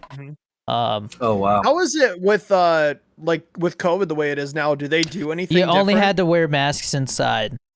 Like if you went to an indoor ride, you had to put masks on. Yeah, it wasn't too bad. And you didn't have to check. They didn't check anything. You didn't have to be like vaccinated or have a negative test. Wow, no, like they're literally like I'd be walking around and some guy's like, and I'm like, stay in the hell away. What ride is that guy going on? I'm not going on that one today. Right. You know? See, that's what I'm worried about. Like anything you got to sit down and touch. You know, I was like, no, they were sanitizing stuff, but they were okay. That's what I was curious about. Yeah, because I went to the hell was it? Forget what I went to before, but every ride they're wiping down everything, like constant sanitizer spray and like. I'm like, damn, that's gotta be annoying to do that all day long. Every day. But Animal Kingdom had like that was definitely the least popular park. Like the wait times for a lot of stuff besides Avatar World was really short. And like it's the biggest park too, so it's a lot more walking than the other ones. But a lot Animal of the Kingdom is I think it's like 500 acres. That's how big that place is. Wow. And like I think the next biggest park is like. I think Epcot, and it's 300 acres. So like Epcot's a lot of walking. Dude, Epcot was badass, man, because they had the World Food and Wine Festival going on. So like literally you could like walk through and try food from around the world. It was really cool. And then like I think when we went, a lot of the countries were like just either not open or something was going on. I can't remember what it was, but we didn't get to experience it to like the full capacity. Yeah. But like I found myself at all the parks, I would be like, I'm probably not gonna like this ride. This is probably gonna be kind of lame. And then like it would like it would blow my expectations out of the water. Like there's it's called like Spaceship Earth, I think. And that's where you go on this like ride through time. Like it literally shows like the first time people like started like it shows like the evolution of like writing and stuff. So like you'll start out and it's like literally people writing on like cave walls. And then it gets to the point where it's like modern times and like we have computers now and stuff. And so you go on this, it was very long. It was like a 20-minute ride. But I didn't realize because I was like, you know, it's in like I thought it was just like the golf ball is huge, right? At Epcot, the giant like golf ball thing in the middle. Yep. And like I was like, okay, we're going to go like around the middle. I went and looked at a diagram because it's like, dude, this ride was 20 minutes long. You go in a spiral all the way up the golf ball. And then when you get to the top, you get to see like the full inside of the golf ball at the top. And it's like stars and you can see the moon and stuff like that. It was beautiful, dude. Yeah. Hell yeah. It was I never checked so that out cool. when I was there. I'll check that out. That ride, like I just, because it was only 2 people to a cart. So like we would take turns, like little man would go with my wife or he'd go with me. And for that one, I was by myself. And I was just like looking around. It was so cool, man. It's a really Imagine cool ride. being high on that one. That's what I was gonna say. I was like, yeah, like it would be kind of cool to like pop an edible and then like go on some stuff like that. Oh yeah. But then like what's it called? I feel like so Animal Kingdom was probably the most underwhelming one, but still a lot of fun because they had like the Bugs Life show thing, which is really cool. Because like they make you feel like you're getting spit on by bugs and stuff like that. Like, you know, they're blowing air. Like literally they have like the grasshopper shows up, right? And he's like, why are you being friends with these humans? Like they like from the beginning of time they've tried to exterminate us, and it shows like all this like old 50s movies, like giant ants like getting shot at with like machine guns and stuff from like the old movies. And like he's like, but like it's time for you guys to get what you deserve, and like all these like fake spiders drop down from the ceiling and like right in your face, and you have glasses on so everything pops out, you know, like, and like they had like this termite, and he was totally like pretending to be like the Terminator. He's like, you know, I'll be back and stuff like that, but he's like target acquired, and he's like, no, don't shoot the humans, and he's like loading acid or whatever, and starts like spitting, and like they spray water at you, so you're like, everybody's like jumping like, oh, like he's spitting acid at you, you know. There's cool stuff like that. So I would say Magic Kingdom was like the most nostalgic because it had all the old rides. Animal Kingdom was like the most underwhelming one, but still cool. Like I still had a lot of fun. I felt like there was a lot more downtime in Animal Kingdom because it was like so far between rides and stuff that you had to walk. Right.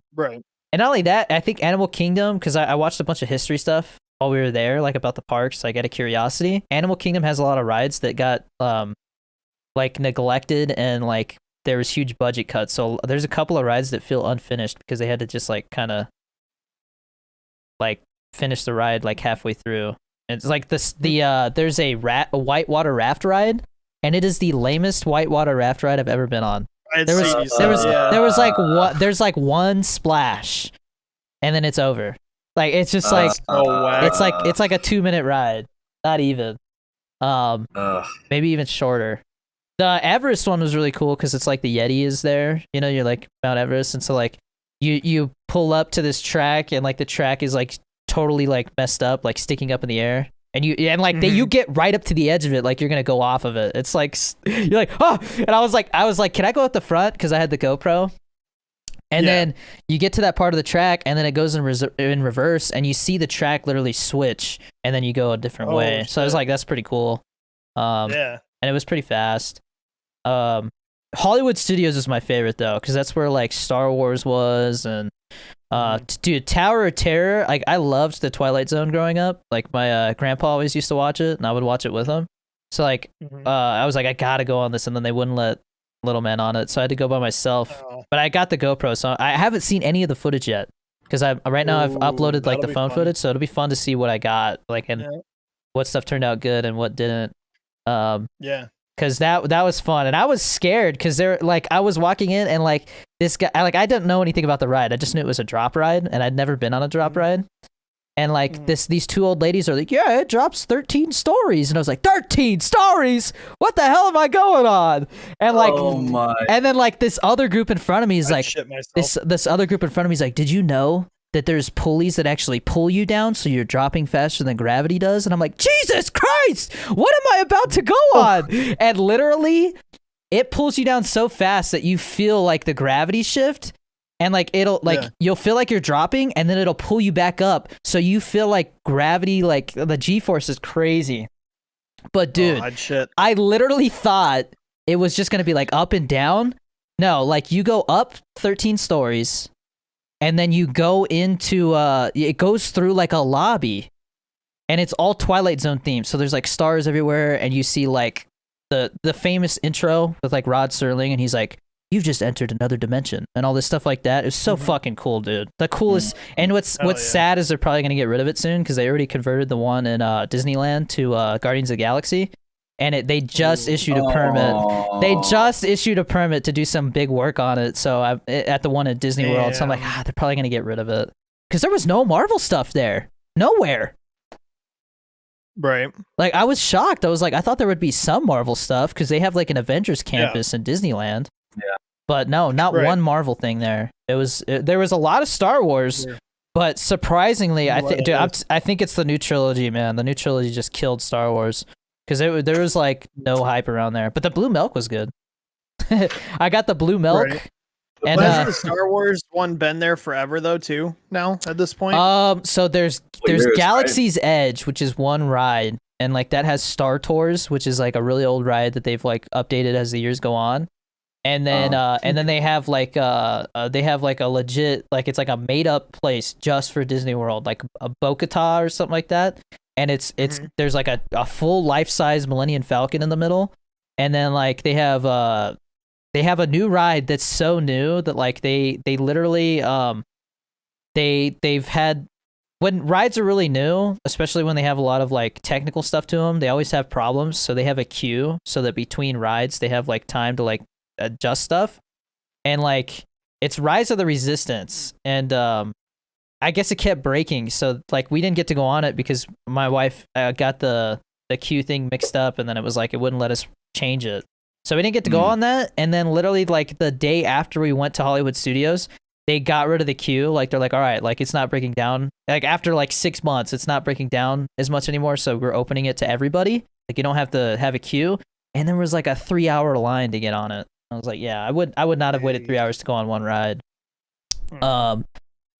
But Smuggler's Run was cool because it's like you're in the Millennium Falcon and you have to like go steal something and like bring it back. That was pretty cool, but it made us all really like nauseous because it was like it's VR, you know, but and it's very shaky and like they're like, all right, so you're a pilot. It's pointed to my wife. I guess you're a pilot, to Little Man. He's like, pilot? They're like, you're the gunner. And literally we ran into like everything. Like you can like run into stuff because they're actually like my wife did the left and right and he did like up and down. And then like literally I would hit a button and like it would start shooting and it would like lock onto stuff and shoot the cool stuff.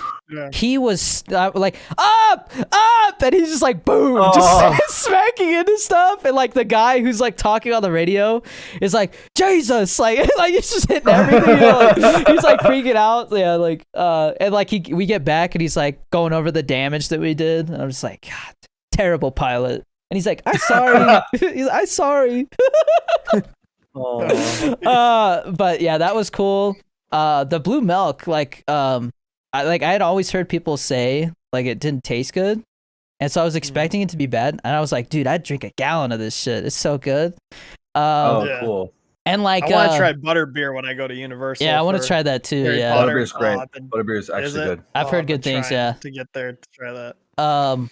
They were like, do you want just regular the regular blue milk, or do you want the rum? And I was like, can you taste the rum? They're like, no, can't taste it at all. And I was like, oh hell yeah, give me the rum.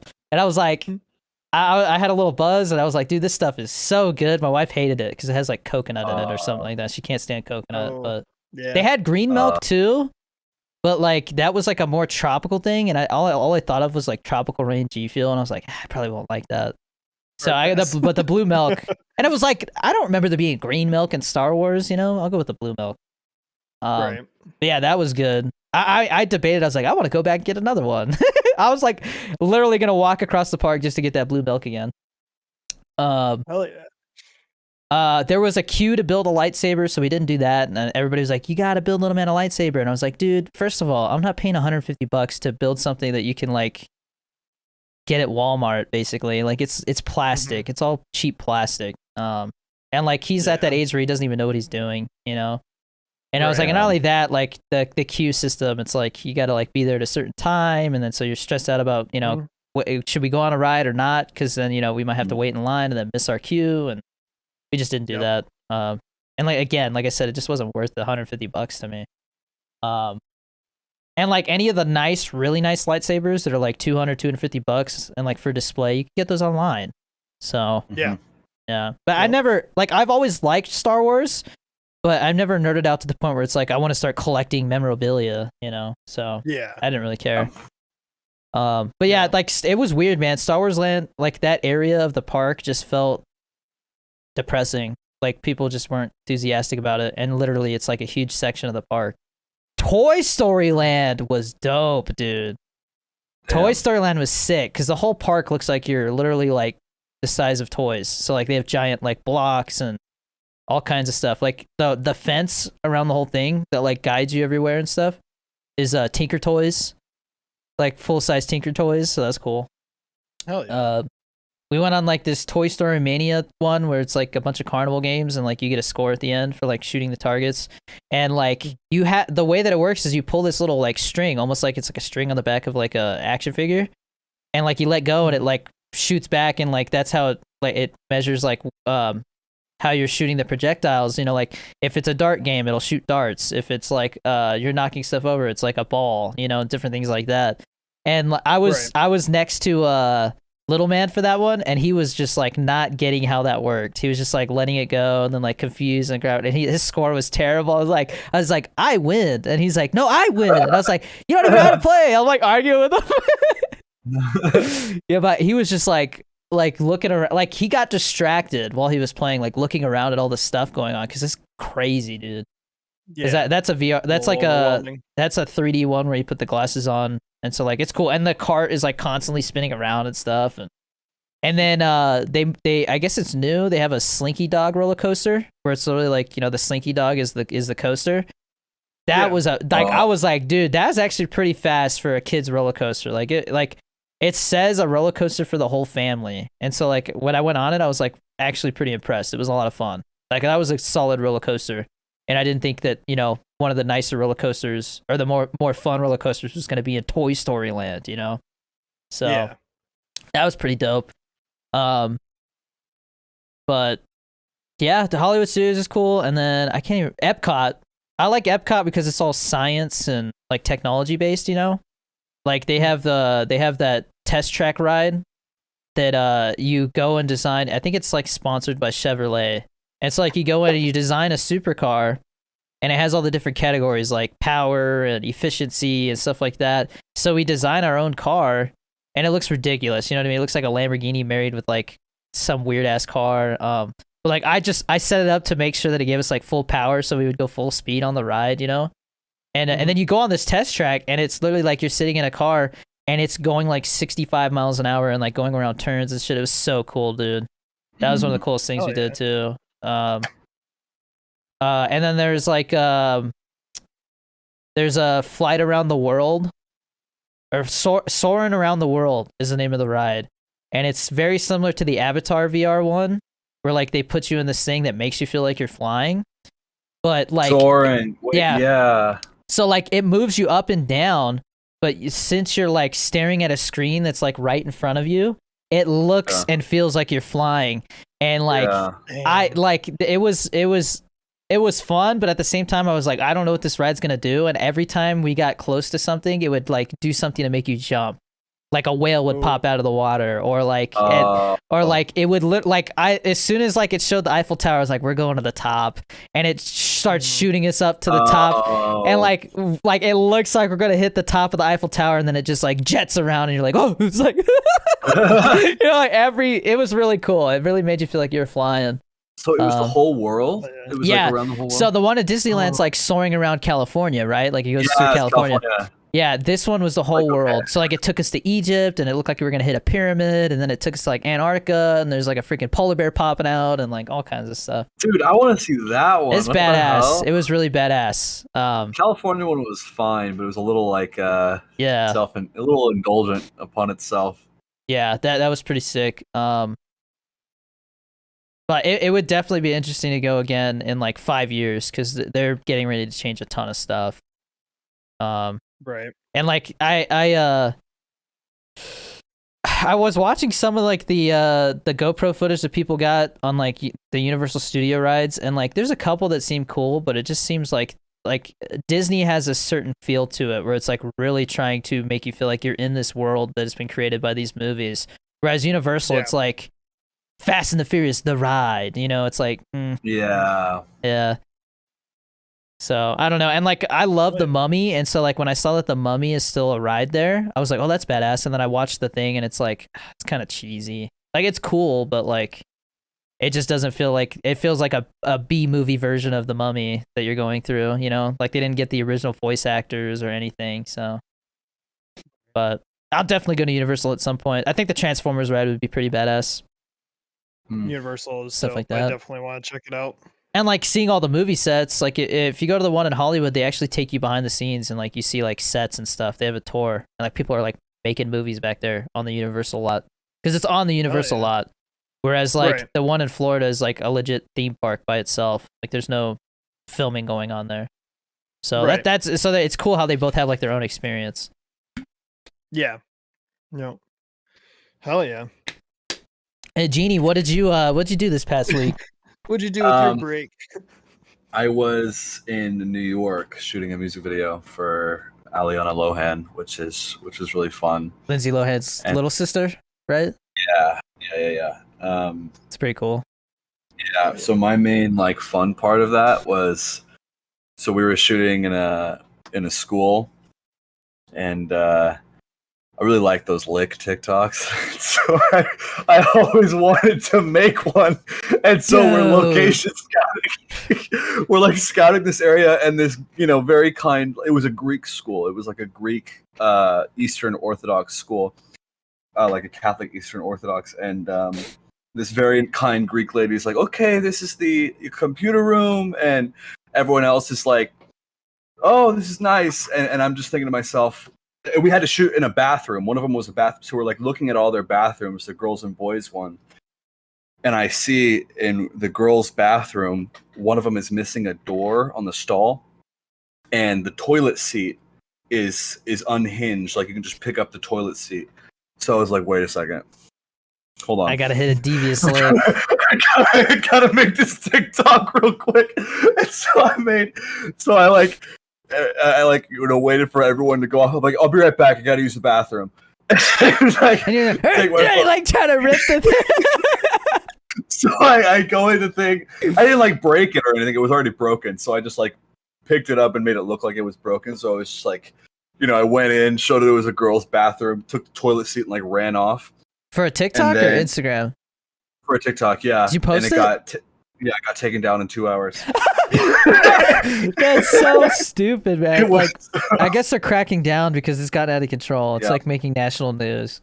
Yeah, I got like a warning too, where it was like, if you post something that'll get banned, we might permanently ban your account or something. I was like, oh shit. You're like, oh, I don't want to do that. Yeah.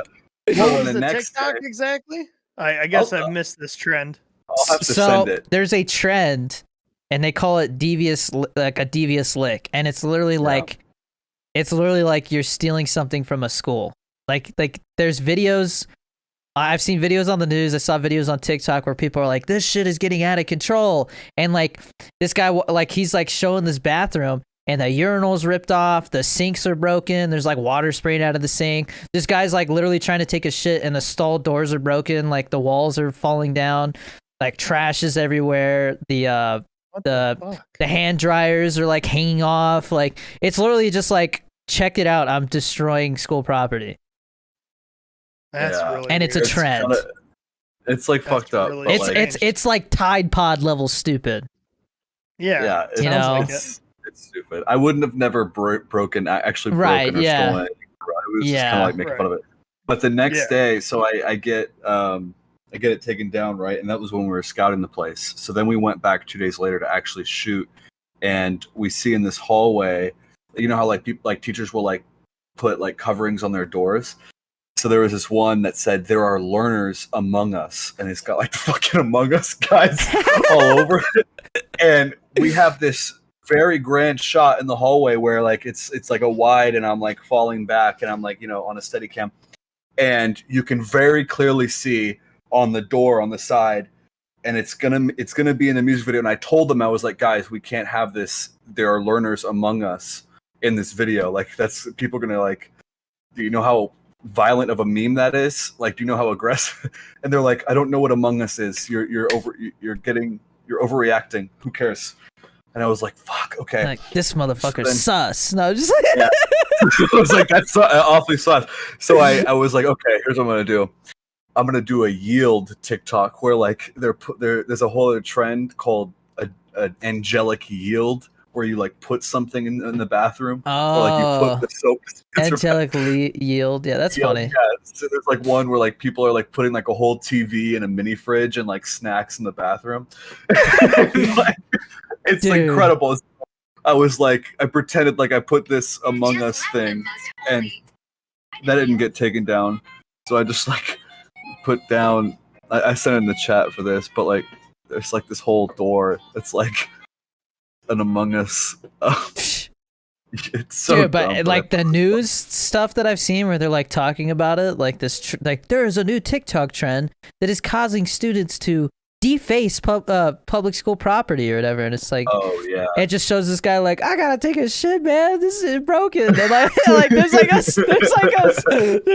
like a literally like at this school, it's like one of those like one of those stores at the mall where they have like this like metal like fence gate that comes down, and it just has a sign that says due to students destroying the bathroom, like it's temporarily closed or whatever. Like he's like, I gotta go to the bathroom, and like he can't because it's closed. They literally locked the bathroom down because people were destroying it.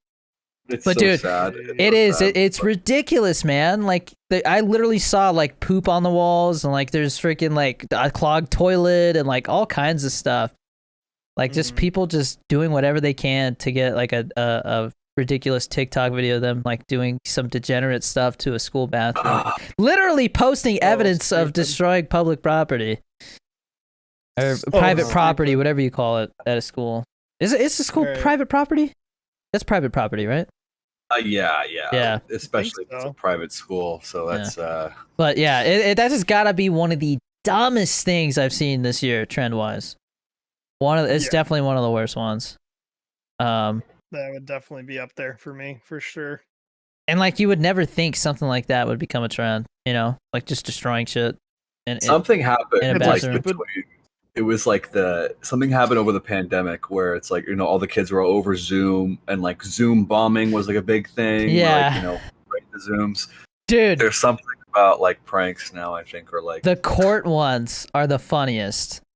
Have you seen the ones where like somebody's having like a Zoom court hearing and somebody will just come in and he's like, bro, your name is not like buttfucker 627 or whatever. He's like, why'd you put that? And he's like, I didn't put that. He's like, he's like playing dumb. How do I change it? And the guy's just like, dude, like the judge is like, come on, dude.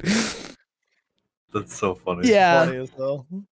Or like I saw one where did you see the guy? And apparently there's like this long backstory to this guy. He was like a reporter or something like that, but he dressed up as the Joker and he was going on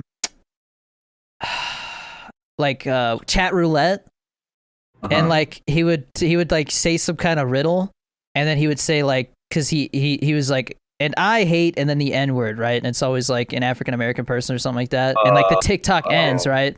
Super messed up, but like obviously he's doing it in like a comedic sense. But I guess he got arrested for something, and so he's like in his court hearing, and this guy like Zoom bombs them and just starts saying like the N-word, and the lawyer is like all confused, like what the hell is going on? And the judge is like, who is that? And he's just like, I believe it's so and so. Like he's an online streamer that I know. I think he's trying to make a spectacle of this and that, you know. He's like in handcuffs, like standing there, and this guy's just like, dude, yeah. I mean, rightfully so, though. That's like, but it's ridiculous. Like I mean, it makes sense that, you know, if we move to like Zoom call stuff, that like somebody's gonna take advantage of that to like make a joke out of it. So. But yeah, the court hearing ones have been the funniest to me because it's like somebody coming in and just doing something ridiculous, you know. Like somebody like coming into a Zoom call and like playing like a chick moaning or something like that, and he's like, turn it off, like the judge. Who the hell is that? Oh, that's always a good one. They're always good ones. But yeah, now that vacation's over, it's just like catching up. Yeah, Kyle knows about this. We got lots of G Fuel videos we're working on. Yeah, he came back to 8 boxes or something like that. Yeah, 7 flavors. Seven new flavors to review. And a new PC. Yeah, and a new PC, which took me like a day to like set up. to where I could like use it like I normally do. Which reminds me, my I think my stream notifications are still messed up, so I need to go fix those. Like they don't make sound. I gotta fix that. But yeah, I don't know. Have you guys been having any shortages where you're at? My wife said there was no toilet paper at Costco yesterday. Shortages. Oh wow. There's something going on that everybody should probably be aware about. You got the inside scoop? It's from something that I seen posted the other day, aka yesterday. There's a bunch of cargo ships that are not being able to get into California, and they're literally being anchored offshore. And last I knew, there were 72 cargo ships not being let in. Why can't they get in? California. Like, why can't they get in? From the article, what they said, and it gets a little conspiracy theory-ish. That's why I'm like not 100% sold on everything yet. But with this country, the way it's going, I don't know. I'm prepared for anything at this point. Is it China? Like, is it something specific? No, it's our own government in our country that is wanting to make everybody freak out again because it instills fear in everybody, and they want to make it seem like we have a shortage in that. So there's all these cargo ships out in California, apparently. Mind you, I'm not saying this is fact. This is just what Genie, go look outside. Do you see cargo ships? Right. Oh, fuck! God damn! So supposedly there's a bunch of cargo ships that can't get into California, and that's why everything's starting to experience shortages. And everywhere that is, the people are essentially trained to make it look like their shelves are stocked, but they're not really fully stocked. So that way it doesn't instill fear in everybody yet. But what? Yeah. Bro, Yeah. but like it doesn't make any sense because they're saying like, oh, if COVID recovery continues to go the way it is, everything's gonna be back to normal by the end of the year or something like that. And then I don't know. Like it just doesn't make sense to me. Like, what the hell are we doing, man? Yeah, I'm trying to find the photos here. Give me 1 second.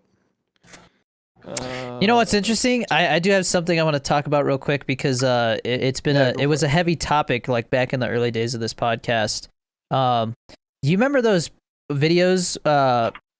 There was like UFO videos that the Pentagon declassified and said like we don't know what these are. Yeah. So I watched a video. There's a channel called Corridor Crew on YouTube, and they like break down special effects in movies and stuff. And they recreated that footage and like broke down what they think it was. And like I'm like 99% convinced that those aren't UFOs now. They're just like a bird or like a plane with like it's like there was one video where it's like night vision, somebody literally like putting their phone up to night vision goggles, and it looks like the camera is causing this effect. It makes it look like a UFO instead of just like a normal plane, you know? So like there's all this stuff that like when I saw it, I was like, oh dude, that's it. Like how's nobody talking about this? Like there's proof of UFOs right there. But after watching them break that down, I was like, I'm surprised more people aren't talking about how it's just, you know, like it almost seems like it shouldn't be newsworthy, you know, because it's just like obviously like an optical illusion. It's human error. Even the pilot radar stuff, it had to do with the way that the camera works and like tracking it, and the fact that like at the speed that they're going, like a bird would look like it's moving fast, but it's not. You know, it's a camera optical illusion. It just makes something look like it's doing something that it's not. But you got to understand that these planes are flying like super fast, and if this bird is flying in the opposite direction, it's gonna look like it's coming fast towards them, but it's really them coming fast towards it.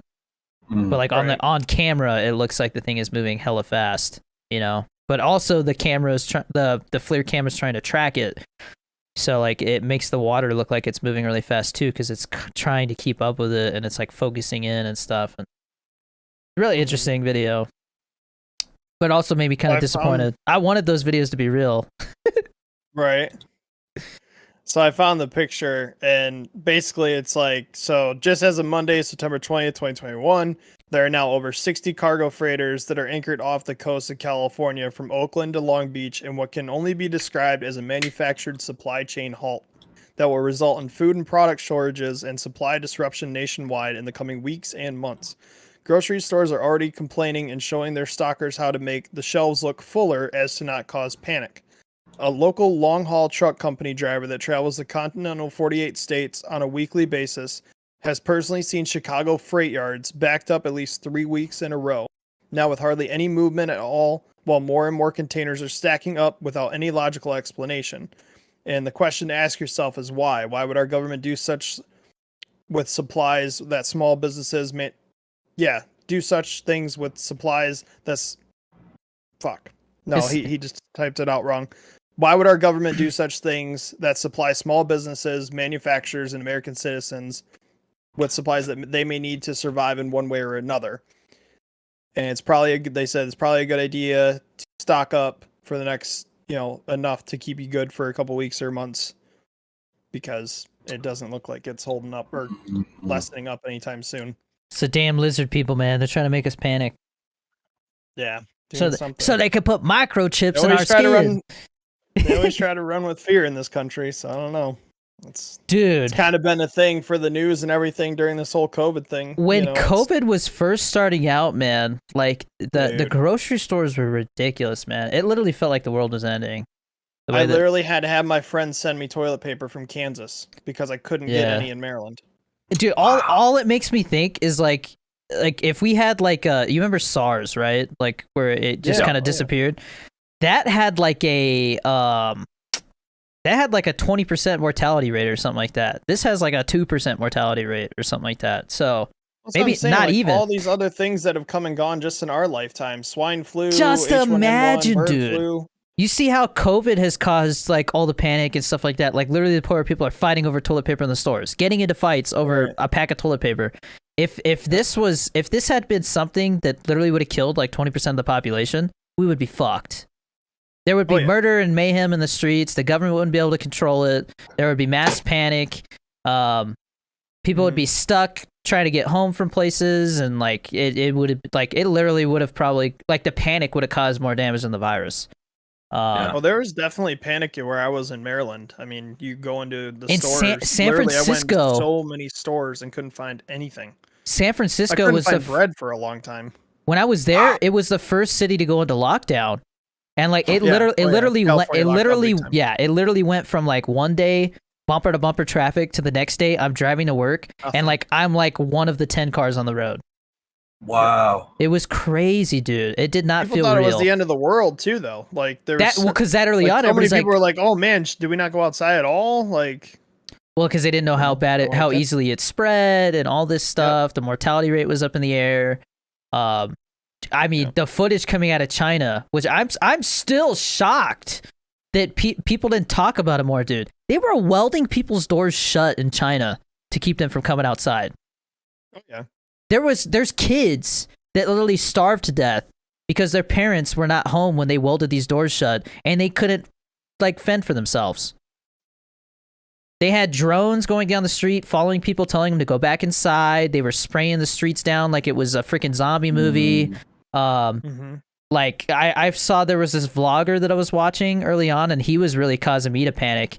He's some kind of press guy, so he was able to like get around while other people wouldn't. And like literally like checkpoints. They would like check your temperature and stuff like that, and like he saw some guy like his temperature was too high and they just like ripped him out of his car and like threw him in a tent and stuff like that. And like it over there in China, it was like 100 times scarier than here. But I mean that's a communist country for you. They're gonna take things to the extreme for sure, because that's what they do. They control everything. Sure and like when I saw that, I was like, dude, if that gets over here, it's going to be the opposite. We're not going to know how to control it, and it's going to be panic and mayhem. And sure enough, next thing you know, like me and my buddy are going to the store trying to get food, and like literally all we could get was like, I mean, dude, the food we were getting was ridiculous. It was like Kraft mac and cheese, like that was like the only thing we could find pasta wise, and like it was funny because I was like, like nobody wants like the healthy organic whole wheat noodles, so I grabbed those, like. I was like, that's where the way I eat pays off, because I like all the healthy shit. And everybody was like, I'm gonna stock up on Tostino pizza rolls for the next 3 months, But dude, we came home. Have you guys been able to get chicken where you're at? Yeah. You've had any chicken shortages? Like I said, the only shortage we've noticed here is toilet paper. Yeah. But I've been having a struggle trying to get if we run out of toilet paper, I'm gonna have to start using little man's t-shirts. Can you imagine? Genie's face. I gotta keep up my public appearances. Oh no. Can't use my t-shirts. I'm gonna use my wife's Cheeto sweatpants to wipe my butt. There you go. Boom. There you go. That's one way to get rid of them. Dude, have you seen those TikToks? Where like it's like, I'm sorry, little one, and the guy like picks up his cat to wipe his ass because there's no toilet paper left. Yeah. In the beginning, did you see some of the people were like, he acts like he's like actually going to wipe his ass, with the cat, and he's got like a single tear coming down, like he feels so bad, but he's like, I gotta do it. Yeah. There was the ones too where they were using toilet paper as currency. They're like the year's 2022 or whatever. And they're like dishing out pieces of toilet paper as currency. Oh, that shit was funny. Have you guys? Do either of you guys pay attention to crypto at all? A little bit, It's like checking here and there, just like as much as like the chart at face value kind of thing. But invested in Shiba because it's on Coinbase. Oh yeah, a lot of people saw what happened recently as like a bad sign for crypto, but I saw it as a good sign because what happened was China literally said it is illegal to use crypto now. Like you can't use it because their issue is they can't control it because like it literally allows you to be able to buy stuff anonymously. It's not, you can't track it. You can see the transactions, but you can't see who's doing them. Like you can see like, oh, somebody like transferred this much crypto to somebody, but we don't know who it is. And it can't be taxed either. No, well, yeah, well, like we figured it out here because now they're just taxing it like it's a stock, like it's a Oh. That's how they do it here now. Like they treat it like stocks. So there's long-term and short-term capital gains tax on it. But you guys hear what they did with 1099 people now? What? No. So it used to be if you didn't make anything over $20,000, you didn't have to report it. So like when I was doing Uber and that, I didn't have to report that stuff unless I made over 20,000. Yeah. Now it's anything over 600, and they're saying that come next year, with what Biden just signed into office or whatever, is that all Cash App, Venmo, PayPal, and all those type of sites or whatever, or apps, all those transactions are going to be taxable now. I didn't hear it was going to be taxable. I just heard it had to be reported because they're trying to track stuff better to the prevent one thing less that I read audits. said it was going to be taxable, and I'm like, well, hold on, this doesn't make any sense because the money that we're using in Cash App, Venmo, PayPal comes from our bank accounts, which unless you have your own business or you have an LLC or some other way that you have to report your own taxes, if you're normal W-2 employee, that's already taxed income. Right. Yeah. It's already taken out. So if you were to send $20 to your buddy for gas, you're going to tax me for that transaction? Yeah. But it's already taxed income. That's why none of this shit makes sense anymore. Like I want to be, I mean, this is getting deep. I want to be an actor. Or I am an actor. I gotta stop saying I want to be because I am. That's the way I should treat it, right, Genie? I am an actor. Nope. I want to. I want to act because, like, to me, it just seems like one of the like ultimate ways to express yourself, right? Like creatively. Yep. Like you can literally make a character something. Like you could play a character unlike anybody else. Nobody will be able to play that character exactly how you did. And if they do, there was a guy in my class who did like the Braveheart speech for his like little mock audition thing. And it was really hard to not see like, oh, well, Mel Gibson did it better. You know what I mean? Like, it's just really hard. So like there's certain circumstances where you'll always be compared to whoever did this part or whatever. Mm-hmm. But when it comes to like newer stuff, indie stuff, things that have not been done before, nobody else is going to do what you did. Like that's your baby. Like, and like you can be recognized for that. You could do it well enough that they can nominate you for an award for doing it, and then like all of a sudden you get more work because people are like, God damn, you did a good job, And like to me it's just like I got into content creation at first because it was like I need to do something to support my family. But then it was like, I love this so much that I don't want to do anything else but like make content. And then I was like, wait, acting is a form of content. Like movies are content. Like, then I was like, why am I limiting myself when like I've always wanted to do movie stuff? But then like it's like when content creation is stressful for me because I feel like I have to do it because it takes a lot to make money doing it. Like it's a lot of work to like you make as much as you put in. But when it comes to acting, it's like you get like I've seen I think it was like the kid who played Carl on The Walking Dead. He streams, right? He was like, "Hey guys, I'm sorry to tell you, but like I won't be streaming and stuff like that because I have to go do a shoot and it's going to be 3 months. So I'm not going to stream for 3 months." Yep. And like I don't know if I'll ever do. I mean, I can't say because there might be something that I'm like, this is big. I need to put all my heart into this. I can't do anything else but this right now. But like the cool thing is like, you know, once you're in the union, like what is it, Genie? Like the minimum is like $1,000 a day or something like that. It depends on the budget of the depends on the budget, film. but like I think the standard out here is like $1,000 a day or like 3,500 a week or something like that.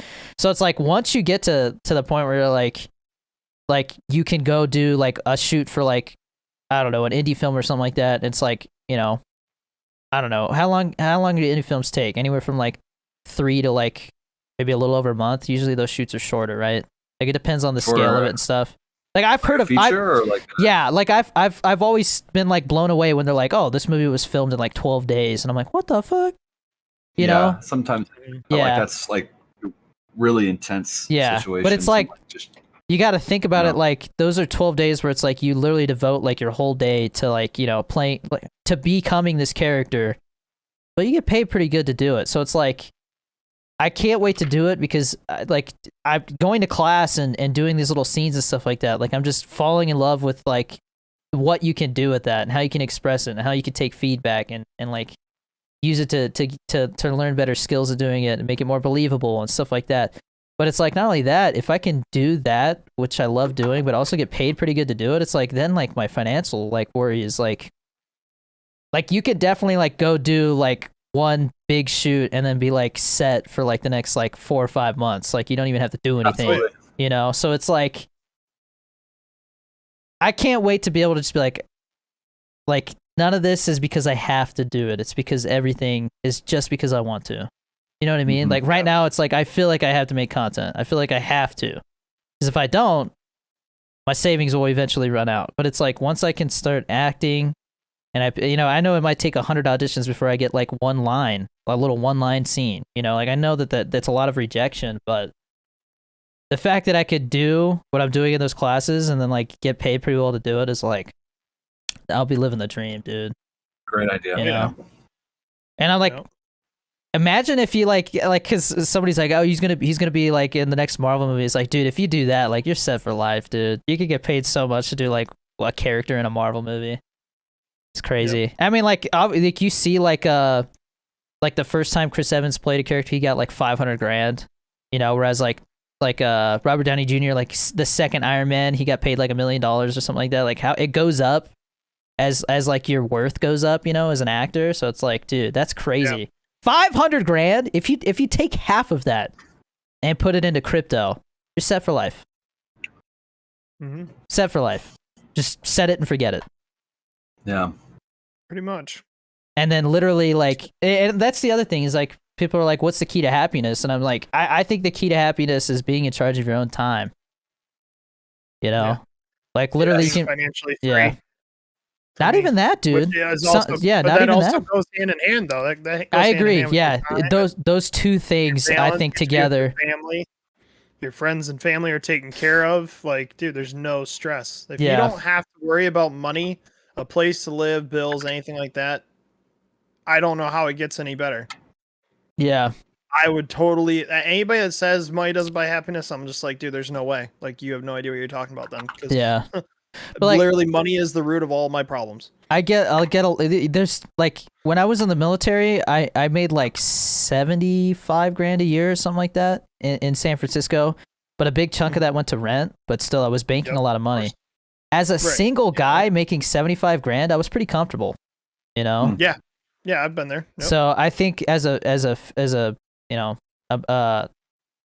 as a man with a wife and kid, like probably like double that, and you'd probably, that would be comfortable with a family, I think. So like, I mean, I'm not gonna get into specifics, but like, what I made this year is like, I don't know, maybe like somewhere around 100K probably, which is enough, but it's like, it's not enough to like not stress about the future, Exactly.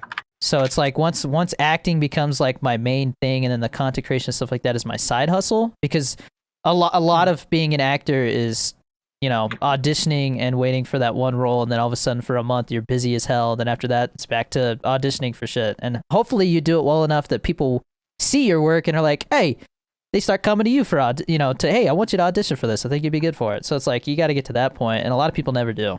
That's the other thing. I understand that a lot of people. Like I get so many comments. Just give up, dude. You're not gonna be an actor. Oh, yeah. You'll never be in anything worth watching. This and that. And I So don't argue with them, but like I'm like, that is exactly what they told me about being a streamer and a content creator. Oh, you'll never be a successful streamer. You'll never make Twitch partner. Those people that say that shit are the people that don't have it within themselves to do anything with their lives. So they you'll have to never bring get everybody else sponsored down by around G them. Fuel. I remember when they were saying that. Yeah, now you work for them. Essentially. Yeah, now I literally work for them. Yeah, so it's like, like this whole last year, like this last year and a half, has not only told me like that, like I'm the one setting my own limitation to what I can do. 100%. But that's everybody's case, man. You just have to find something that you have to find something that you're passionate enough about that you will literally like lose sleep and sacrifice things that you want to do to obtain it. Yep. But like I also think that there's they're working harder than you. So there's the I think it's the 10,000 hour rule. Does that sound like something, Genie? Like if you do 10,000 hour, it's like if you do something for 10,000 hours, like you'll get good at it. That's what I think. That's something that I've heard. They're like if you do something for 10, you could be dog shit at something, Yeah. But if you do it for 10,000 hours, you could be like better than average. I see. There's physical limitations, but at the same time, I mean, I see these guys who literally have no legs, and they're like freaking running races on their hands and beating people who run on their feet. And I'm like, how is that possible? I might be exaggerating there, but you get what I mean. Like they have a physical disability, and they're still able to achieve what some people would consider impossible. So like, it's crazy, man. Like I always tell people, like, don't ever let somebody tell you can't do something. Nope. Absolutely. And like the other thing is like I joked with my mom because I was like, yeah, like because I answered this one guy who was like, get a refund for your acting classes, like you're terrible, and then I like posted my self-tape audition that I did, and like there was nothing but positive comments, and there was a couple anonymous accounts that were like, you suck, like give up, and like I'm gonna remember the guy who said that, and like if when I make it as an actor to the point where like I'm on like a talk show for 2 seconds, I'm just gonna be like, oh yeah, and like fart smeller 67. What's going on, homie? Like, yeah. Like, but yeah, like it's just like it when I see comments like that, like I've seen those negative comments for so long now. It's like I'll just like let my work speak for itself, But it's like it's right now it's frustrating because it's like I have to get headshots and like type up my resume to even be able to audition, and I'm still waiting on a call back about my headshots. So it's like I'm kind of in limbo right now, but at the same time I'm taking all these. I've got I've got 2 current acting classes going on, and I got one more that hasn't started yet. It's only like a weekend. It's like a little workshop thing, but it still goes on my resume. Right. This year alone, and then next year it's going to be a lot of like shorter, like 4-week or 8-week classes, I think. But I mean, literally, that's all I can do while I wait is just keep learning the craft, And I mean, like, I also know that like filmmaking altogether, it doesn't matter what you do. Like, I mean, hopefully nobody's being a production assistant for the rest of their life, but like you can be very good at something, if you keep practicing it. It's like it's the same thing with being a cinematographer. It's like it's a lifelong pursuit. The learning never stops. So I mean, I picture myself taking acting classes for the rest of my life. So that's really that cool, too. actually. I really like that mindset. And like Kyle, like I don't know how passionate you are about editing, but like some of the stuff that I see, I'm like, damn, dude, I wonder if Kyle could do that. You know? Mhm. And like, it makes me wonder. Like that. There's so many things I want to get better at, but it's just like, I don't know, It's like daunting. doing like special effects and stuff. It's like, man, it just I just know how much time that takes in this. And doing editing isn't something I plan to have as like my full-time job, because I like doing content creating and stuff like that too. Like at the end of the day, I would rather be able to do that and travel and vlog and do all that stuff versus editing myself, But right now this helps me pay the bills, and I get to focus on what I want to do, because it takes some time to edit Danny's videos, but like I get to be home. I get to work on other stuff while I edit his videos, or while I'm waiting for footage or whatever. I can work on other things that I want to do, side hustles, whatever. Yeah. And I don't really have, I mean, technically you could quote unquote be my boss, but like I really, at the end of the day, nobody's telling me what to do. No, I see us more as coworkers. Exactly. So I look at it. I just happen to be the one that's like keeping you be able to do it, Yeah. But yeah. That's cool. So, trust me. It's nice to be able to work on everything else. Don't worry, Kyle. I told my wife, I was like, I'll sell my car before I have to stop paying Kyle. Because like I can't at this point I can't not have an editor. I literally could not do YouTube. It would be like one video every 2 weeks if I didn't have you to help. It's a lot, dude. Oh man. Because TikTok is a lot, man. Like there's days where I'm sitting there like I can't think of an idea, damn it. Like I'll just be sitting there. Everything's been done is what it seems too, and you're like, man, how do I if you're trying to do TikTok and like be different instead of like hopping on all the trends? There's endless possibilities. Man, it's just that there's days where it's like I just my brain just doesn't want to like do the work to come up with it. And then like literally like my cat will like meow or something like that, and I'll get an idea. You know what I mean? Like it just all of a sudden comes to me. Something will click. Yeah. Yeah. Hell yeah. Or like there was one day where I was like, dude, like I have not posted a TikTok yet. It's like 2 PM. I don't know what to do. And like I'm literally like I'm sorry for the TMI. I'm literally taking a shit. And the cat starts pawing from underneath the door, like sticking his paw under and like trying to get in and like meowing, like let me in. I don't know what it is with cats, but they like to like follow you into the bathroom. Gunner is and so I made a TikTok where I'm like, help! Like he's trying to get, like I'm like freaking out. I was like, please help me! I'm just trying to take a dumper, like I'm just like, and the cat's like, and I put like 28 Days Later music. It's like all like a zombie fucking thing, and stuff. Like literally, like it'll just happen. You can't force it. That's another thing. When it comes to creativity, you can't force it. That's what. That's honestly, besides like the stress relief and stuff like that I think comes, at least benefits me when it comes to marijuana. It gets me thinking, dude. Literally, I can turn any idea to something. I feel like. The question is, it's like, all right, when this marijuana wears off, is it still gonna make sense? Like, because I'll come out with this elaborate thing. Like, I'll go ahead and say it. I have this. You remember when I did the flavor bomb can thing, where it was like it was a skit, and then G Phil ended up using it. I came up with an idea, and like when like you're about to go to sleep and like your brain is just wandering. Literally every night.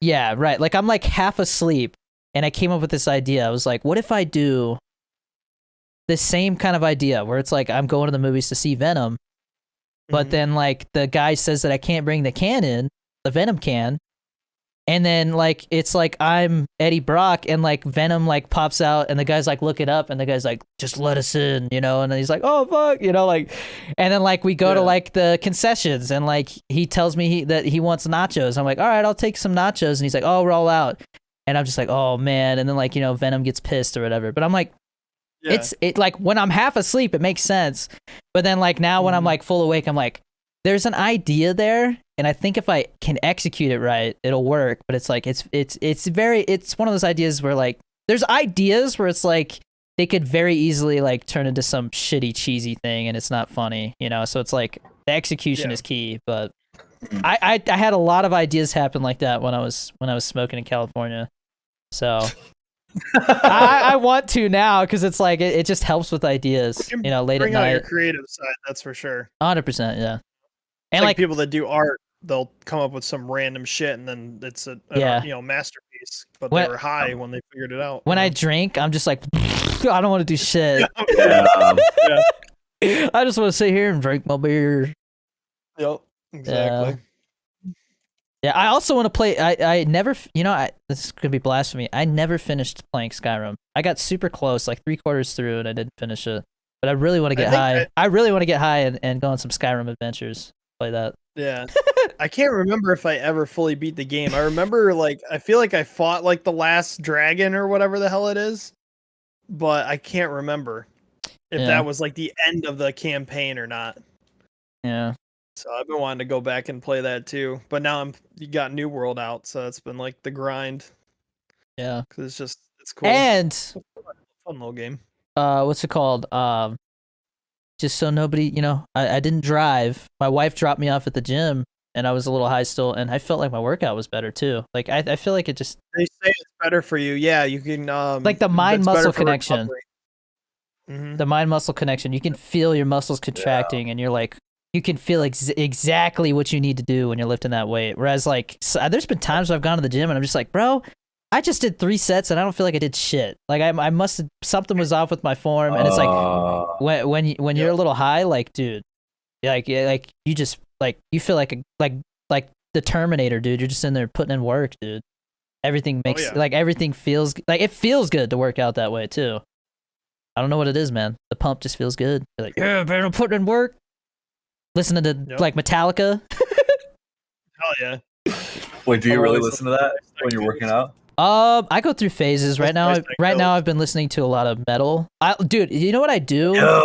When I don't know what to get Ice Nine Kills going, dude. I do. Yeah. When I don't know what to listen to, I always look up like top 10 metal songs of all time, and that'll usually lead me down a rabbit hole. Like all of a sudden I'm listening to this song by Machine Head that I've never heard of before, and I'm like, dude, why haven't I listened to this? This is so badass. I gotta show my dad this song. Hell yeah. Yeah, there's Ice Nine Kills. It's The Predator Becomes the Prey. That album, dude, that's all I've ever used to work out with for like the past few years, because it just gets me fucking going. I have a hard time listening to music unless I'm driving or at the gym. It's too distracting for me. It's like I want to listen to it. I'll do that, or if I'm working on like my Funko Pops or my rugs, I'll throw music on too. When I was growing up, and like I had when I was 4 years old, right, and because this is one of my earliest memories, I went and saw E.T. Like they had re-released it. God, I used to be terrified of E.T. I saw E.T. and I went home, and I was just blown away. I was like, because I was like. When I can't remember what it was, but something clicked where I was like, somebody made this. Mm-hmm. I was like that kid is a real person. Like I didn't really grasp the full concept of like being an actor or like a cinematographer or a director, stuff like that. I heard the word director and I was like, oh, I want to do that, because that was the only thing that made sense at the time. I'm like, yo, you tell people what to do when you're making a movie. But like that was the moment where like I was like, people make movies. Like this isn't just something that just like exists. Like people make it. Like there's bad movies and good movies. And ever since then, I was obsessed with movies. And when I was in like middle school, and part of high school, I was in the school band, right? And so like, I was very much intrigued by different types of music. And I always thought that movie scores, like the soundtracks and movies and just the music in movies in general, like can make or break the film altogether. So like I would be in class, like taking this hard ass final exam, listening to like Lord of the Rings soundtrack or some shit like that. It'd be all intense and shit. Like music has always been something that, it's another one of those things that makes you feel something, you know? Oh yeah. And so like when you're at the gym, like that can 100% make your workout better if you're listening to some good music. So that's why I like going to concerts, though. I feel like it like just does something to my soul. I don't know how to explain it. There's it's just, there's something about being there's something about being amongst a group of other people who also love that exact band that you're listening to. The energy there, like I mean, it's the only other way I can describe it is like when I went to church camp. And like there's like they're like singing their like hymnals and all that stuff, like the church style music. Like, I've never been super religious, but there was something about being amongst those people that just it uplifted you. You know what I mean? Of course. And so like it's very similar to I think what you experience at a concert, where it's like you're just around happy people. You know? Yeah. And it's nothing else besides that moment matters. It's good for the soul. So focused. It's good for the soul. No doubt about it. Unless it's I travel and I do it all. unless you show up and like the band can't, like, I've never had this happen, but like I've heard people say like, oh, like, you know, I went and saw Smashing Pumpkins and they literally broke up the next day, so the concert was shitty as hell because like they were all like pretty much like done with each other. You know, he was like, it was the worst concert ever. Like, unless that happens, like because I feel like you could have the opposite effect in that fact. You would just be depressed because you'd be like, dude, I anticipated going to see one of my favorite bands and they sucked. And not only that, they broke up like literally the next day. You know, it's like that what a shitty like couple of days right there. Like that would ruin my whole day. You know, like, I mean, dude, I was really into Linkin Park growing up because of my dad. He was really into them. And when Chester passed, man, I stopped and I shed a tear, man, because I grew up listening to him. MGK was about to go on tour with Linkin Park because they were all friends. Yeah, I knew something was open. I knew something was up about that last album though, man, because it had such a depressing feel to it. Oh yeah, something just wasn't right. And then so like I wasn't surprised when it happened, but I was like, I didn't want to believe it. I was like, seriously, dude, you're telling me this guy that I grew up listening to is never gonna make music again? I think he passed like maybe like a week or two before the Detroit show. Yeah, it was like right as they were going on like a big tour. Yeah. Yeah. MGK was gonna open for him, and then it was Linkin Park, and I'm like, dude, like I get to see my favorite rapper at the time.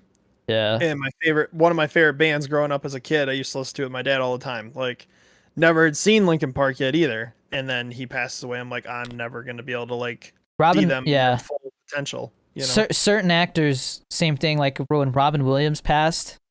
Yeah. Oh yeah. I cried, man. I was like, God damn, man! He made so many good movies. Like I remember. He was one of my favorites. Growing up and watching Flubber and Bicentennial Man and all these movies. Good Will Hunting, dude. His performance in that is a tearjerker, dude. When he's talking about like when he tells him like you don't know what it's like to really love a woman, and he talks about like, you know, being on her by her side when she like dies from cancer and shit. I was like, God damn. You like you really like feel it, man. He was. And it was crazy because he was also like a world-class comedian at the same time, but he could do these roles where it was like you like just wanted to like be really serious, wanted to give him a hug through the screen, you know, like, God damn. Yeah, that was a really tough one. That was a tough one. I know it's gonna happen in the near future. Clint Eastwood, man, that guy's gonna pass, and I might have to take a day off social media when that happens.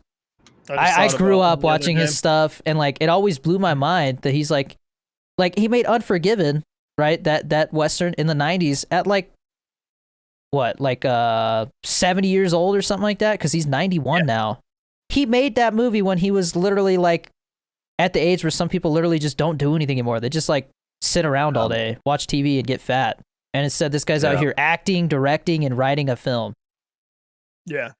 And so, like, that's what I aspire to be. Like, if anybody's an inspiration to me, it's Clint Eastwood. I want to go out doing like the craft, you know, like that's. Yep. But like it also scares me because like I just watched his newest movie and it was all right, and I'm like, damn, if that's the last one, you know, if that were to be the last one he made, that would be so unsatisfying. Yeah. It was just fine. Like it was very basic. It didn't make me. The Mule was really good. Did you see that where he's like a drug runner? This 89-year-old man's running drugs across the country. In his Ford F-150. What was the name of it again? The Mule. The Mule. That was a good movie. I just watched this on the airplane. I watched Jason Statham's movie Wrath of Man. How is that? Well, my dad said it was decent. It was pretty decent. The guy next to me on the plane was also watching that. If you like that, you should watch The Gentleman. It's the same director, Guy Ritchie. Matthew McConaughey kills it in that one. That one is like I just like Jason Statham. he's one of my favorites. Yeah, I think he's definitely underrated. Like I think 100%. Like the other actor that blows my mind is The Rock, because like I feel like that guy has a lot of potential. He just gets typecasted a lot, but like I feel like there's got to be a certain point, and it could be happening now. Who knows? You know, his next movie could be like crazy good. I think there's going to be a point where The Rock's going to be like, you know what? I'm tired of being like the big buff action hero type guy. I want to go do something real dramatic, you know? And I think he'll do, like, that guy's made so much money. He could do whatever he could literally, he's got fuck you money. And he's like literally the biggest social media star. He just I think he's the highest paid actor in the world, right? He was. I don't think he is. For one certain year, he was the highest paid because he had like 4 giant ass movies come out in one year. But across all forms of social media, he's the biggest social media person. I think Jungle Cruise is probably the. I'm sure there's a couple other movies here and there that made me feel something that he was in, but Jungle Cruise, that one, like I was like, his performance was actually really good at that. I cared for his character in that, like, big time. Yeah. And like for like a big action blockbuster kind of like popcorn film, like that was impressive to me. That like I cared about his character, and like I didn't want anything to happen to him, you know. Hell yeah. Very underrated in my opinion. I think it's like it has the potential to be like the next Pirates of the Caribbean if it gets the same praise and like stuff. We'll see. Maybe it'll gain a following. I think it's they're going for that same feel too, because it's inspired by a ride, just like, you know, Pirates of the Caribbean. Right. But one last, I guess, depressing thing to say. I like 4 weeks ago, I had an acting class where I had to perform a monologue in front of this guy who's literally done like 200 films, and like a couple of them were like Academy Award winning. Like he never did anything like that you would like know right away, but like he's done a lot acting wise. Like he's done a lot of shit. Like here, put it. I did my monologue, and he was like, "What is this from?" And I was like, he's 83 by the way, so he's very, very, very old guy that like takes his time to like think about what he wants to say. Almost like everything he was saying could be the last thing he said, you know. Right. He was like, "What is this from?" And I was like, "It's from Whiplash." And he stopped, and his eyes got big, and he goes, "You know, I'm good friends with J.K. Simmons." And I was like, "What?" Which is like the main guy in that movie besides Miles Teller. And then he starts going off on this, like, just hearing some stories and stuff, you know. It was like, this is so cool. Just, it wasn't just like, oh, he got to work with somebody famous. It was like, he got to, like, work with somebody that is that good at doing what he did. Like, imagine what he learned from, like, working with that guy. And, like, hearing the stories that J.K. Simmons, you know, like, when they got downtime, they'd be shooting the shit. And he'd be like, yeah, so, you know, I was, like, hanging out with Anne Hathaway at this party. It's like, the stories are crazy, you know. But unfortunately, he gave me some really good advice. And like it was my first time like performing in a monologue or an audition for like critical feedback like that in front of somebody. Like he literally just sat there and watched me do it. So it was a big moment for me, and I think I tweeted about it. Like I just did my first one, and I think it went well. He passed a couple days ago. Oh shit! Yeah, I think he got COVID. The guy in your acting class. The guy that I'm talking about, the guy who taught that class, he was 83. So. Oh my god! Wait, is it the guy I saw on the Zoom call? Yeah. Holy shit! I showed Genie me performing my monologue and like the guy giving me feedback and stuff, and it was way cooler and more meaningful than I expected it to be. Is like the conversation I had with them, and in front of these people who are just watching in my class, like we're just talking to each other. Like, yeah, it was very interesting. Like I'll probably remember that forever. I think, you know. Oh, for sure. Yeah. And then I was at Disney World, and my mom was like, "Hey, I don't know if you saw, but he passed." I was like, "Fuck." That's so sad. Because I was hoping to like run into him again, you know, at some point. And because he was like, he told me he's like, "Are you working in this town?" And I was like, not yet. He's like, "Well, you're gonna get a lot of work here." I was like, "Cool," you know. And then he's just like talking, like it made me like feel like, you know, I'm not doing this, you know. I don't like to say like, "Oh, I'm good at something," but like it was like I'm on the right track, you know. It was like it was like somebody was like letting me know like you're doing what you need to do, like you're you know, you're doing it. You know, like you just got to start working, you know? And I was like, all right, I can do this, you know? And then the fact that like that was like the last class he taught, I think it's just crazy. Yeah. It's so crazy. Damn. It's a bummer. Yeah, it was a huge bummer. But it sounds like he had a pretty solid life.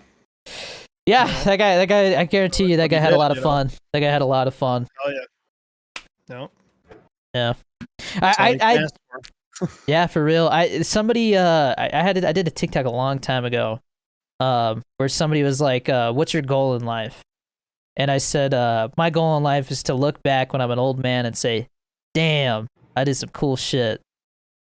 Yep. You know. That's my goal.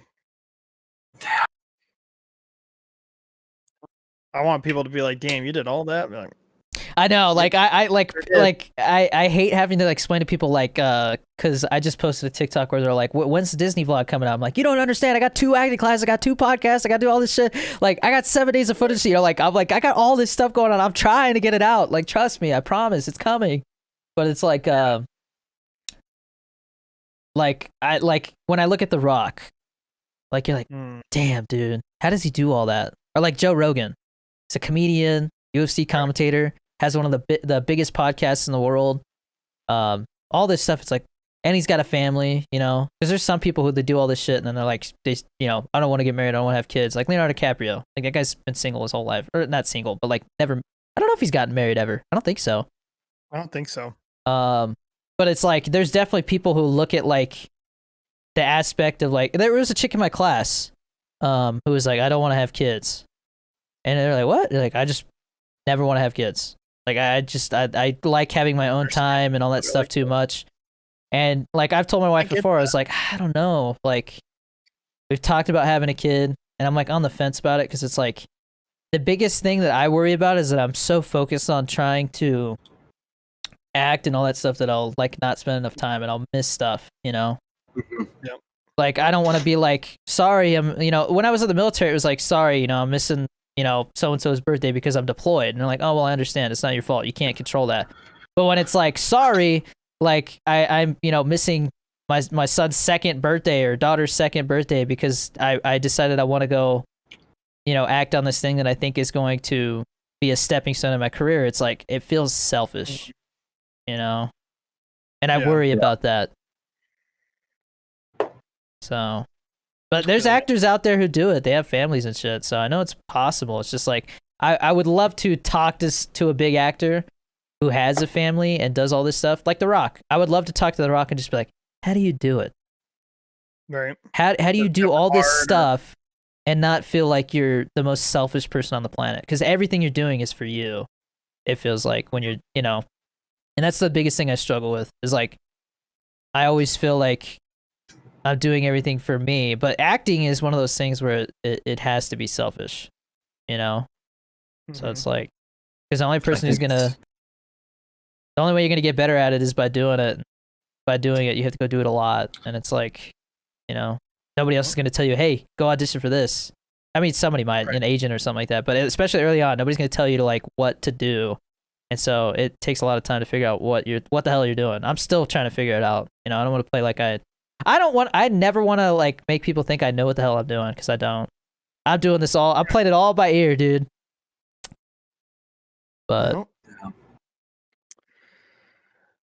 sorry, I just went on I'm sorry, I went on a long tangent. I don't think I'll ever figure it out. To be honest, I don't think I'll ever figure it out. That's the magic of it, is just not figuring it out. Some sort of balance, I think. I mean, I think someday I'll look back and be like, I mean, sometimes that happens with like sometimes I'll be like, I remember when like making Twitch Partner seemed impossible. And now it's almost been like a year. And it's like, it's crazy to look back at that and be like, yeah, I achieved that. I think I'm a good streamer? Hell no. I think I'm a terrible streamer.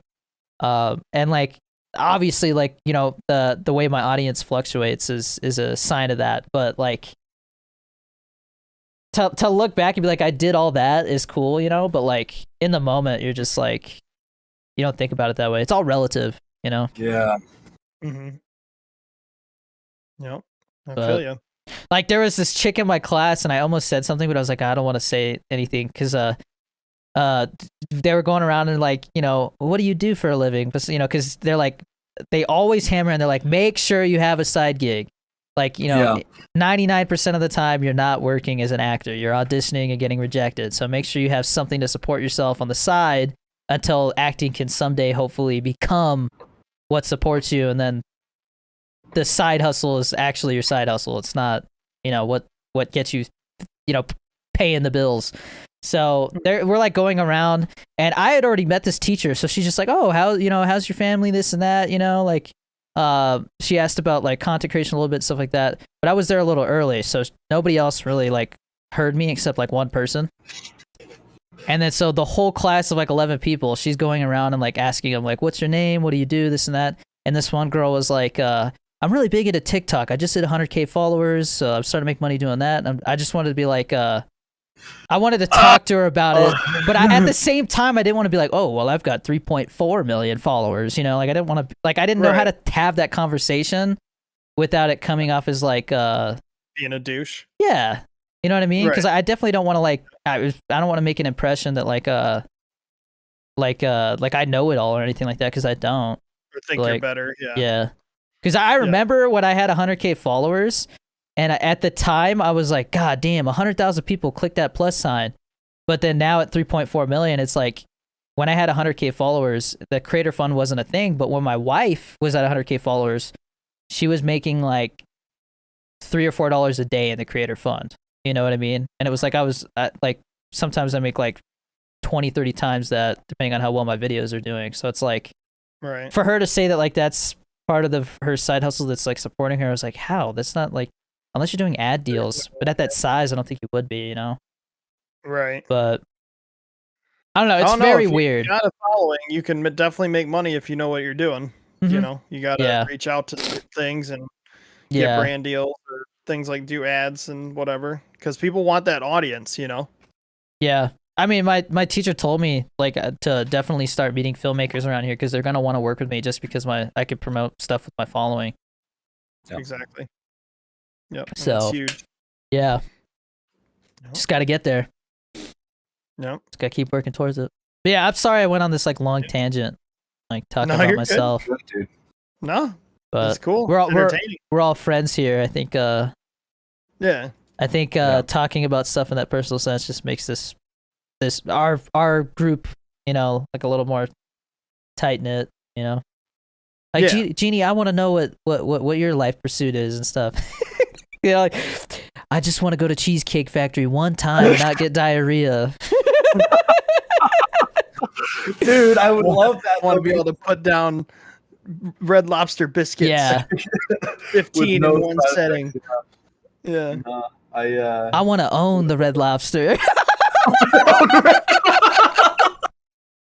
When I'm like, if I ever get to a place where I'm like like I have more money than what I know what to do with, I think owning like a franchise Red Lobster. Just say I'm not gonna lie. There's been times where I was like, damn, if I owned my own Chipotle, dude, like I would eat that. I would eat that shit every day. Oh, by the way, Kyle, I decided to not post it because it just felt out of place. But at the same time, I tried Moe's, and fuck, was I disappointed, bro. Dude, I was so disappointed. The chips had no flavor. Out of your mind. The queso tasted like store-bought queso. Oh, you're crazy. It tasted like store-bought queso. It literally tastes like Chipotle's queso is the same way. It's like it's a powdered queso. They add stuff to it. And it's way too fucking spicy. That's what you're gonna hit it on for? Because Moe's, I thought, had like a more I don't want to say a kick. Moe's has a little kick. Yeah, it had a little kick. And that's what's good. But not everything needs to be like your fucking mouth's on fire. I promise you, I'm not like, don't get me wrong, I love Chipotle, but I was like, all right, I told my wife, I was like, I have to approach this with an unbiased opinion. Like, I want it to be good. I want to be like, oh, you know what? He was right. Moe's is better than Chipotle. Mm-hmm. But what did you get? I got a burrito with what is their different rices? They have like seasoned rice, brown seasoned and white rice. So I got seasoned rice. I got exactly what I get at Chipotle, except seasoned rice, and they were at a steak. So I was like, well, what's this is my first time here. What's the closest thing? And they're like, oh, well, we got seasoned beef, and that fucking ruined the burrito, bro. No, you fucked it up. Yeah, no, it's not my fault. I trusted the lady there, man. No, I trusted her. Chicken. I got White chicken. No, if I got steak isn't- I got chicken, but I like to get double protein. So they put a scoop of that seasoned beef on there, and it just overpowered the whole burrito. But Yeah. I don't like the cheese. Something about the cheese at Chipotle is just like specific to Chipotle. The queso? No, like the shredded cheese they Or put on the burrito. shredded cheese? It literally tastes like the Fiesta cheese I get out of my fridge, dude. Like it just wasn't anything special. It's regular ass cheese. Uh, I don't know. their salsa was kind of weird. I don't eat salsa. So I don't do. I really- get salsa on my burrito, so that kind of threw it off too. I get fajita vegetables at Chipotle, which is like peppers and onions and stuff like that, like grilled. You know, I just like it. Yeah, Like, I'm a basic bitch. I get just I try rice, to get the closest thing I could beans. that I get at Chipotle to have a fair Yeah. comparison. And I'll tell you right Right, now, right. I ate half of the burrito and I was just sick of it, dude. Ah, I was so don't know disappointed. how. And the queso. When I go to Chipotle and I get queso, I am like sipping the last of it out of the thing because I love it so much.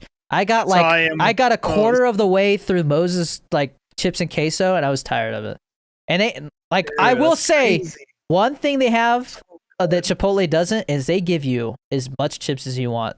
Like literally, they gave me Yep. like 3 bags worth of chips, and I was like, God damn, yeah. we eating good tonight. And then I went and ate it, and I was like, oh, Yeah. it's not good.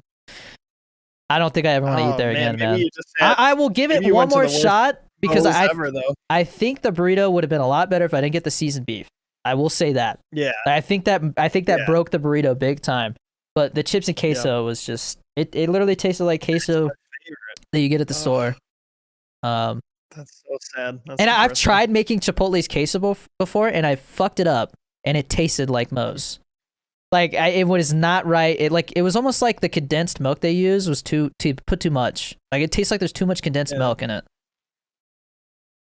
I don't know. I'm really very like it. picky when it comes to that style of Apparently. food. Apparently. I had to analyze it on that level in order to make a firm decision. But I'll tell you right now, like I could see how if I grew up eating Moe's, like I would have a bias towards that. But I didn't grow Mhm. up eating Chipotle. Chipotle didn't enter my life until like Yeah. senior year of high school or something like that. So I didn't have Chipotle until like 2015, 16.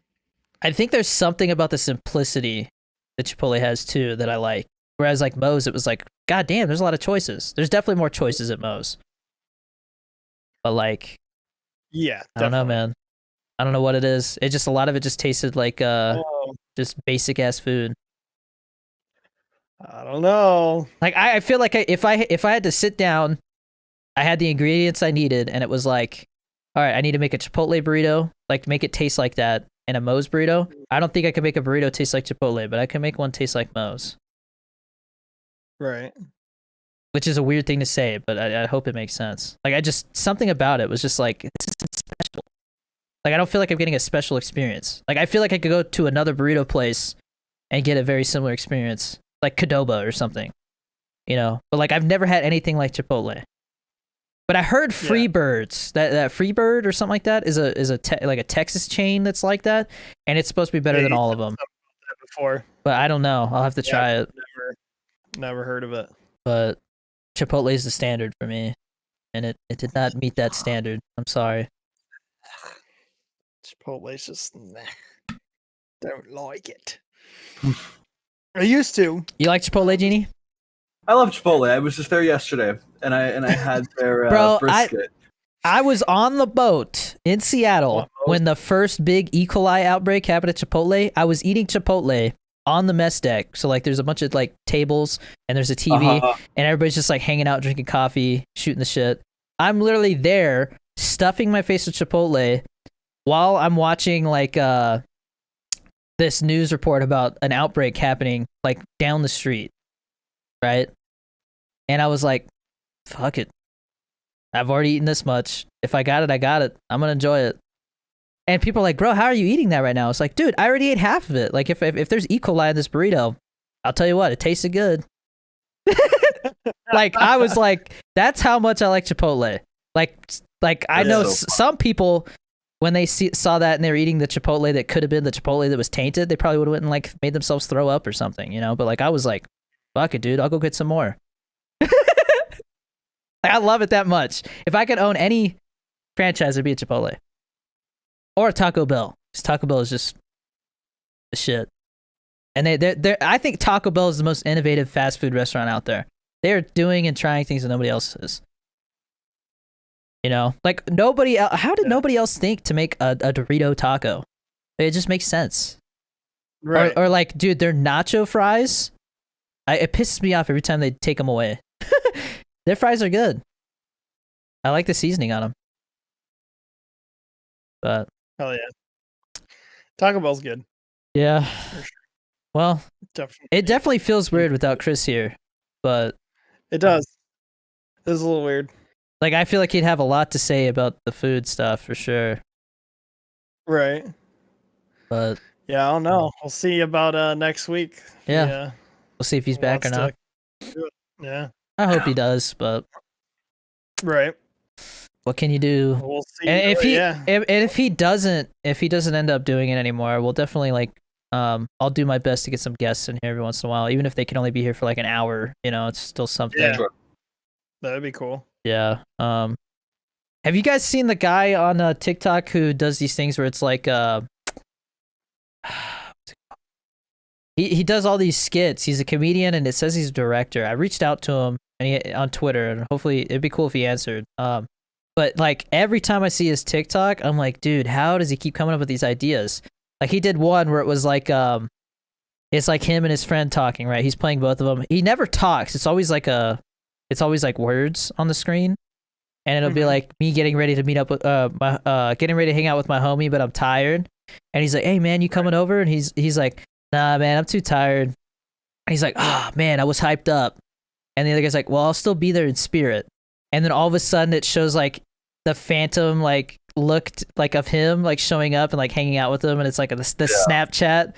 And he's like floating, and he's like, you know, playing beer pong or something like that. But like he's there in spirit, you know. Yeah. It's so genius, dude.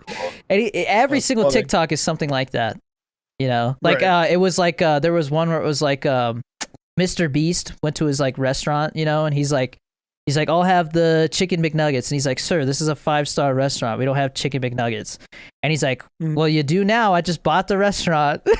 Yeah, I see and that. then all of a sudden it shows him like it's like these very nicely taken pictures, but it's like it always has like the bar like it's a Snapchat. It makes it look like it's a Snapchat. And he's like sitting there with his one chicken nugget with like the garnish and everything all nice, eating it and stuff like that. And it's so funny. He has another one where it's like my teacher added me to his Snapchat, his private Snapchat, and it's like his teacher at school. He's like putting in work or whatever, and he's like grading papers or some shit. You know, it's like all these things. Like the teacher's trying to like be in with the lingo and stuff, but it's always like, you know, some nerdy shit. That's really funny. Right. But yeah, that guy. Every time I see his TikToks, it's like crazy blown up, and I'm like, dude, how do you keep coming up with these ideas? But I think he only posts like once every day or two.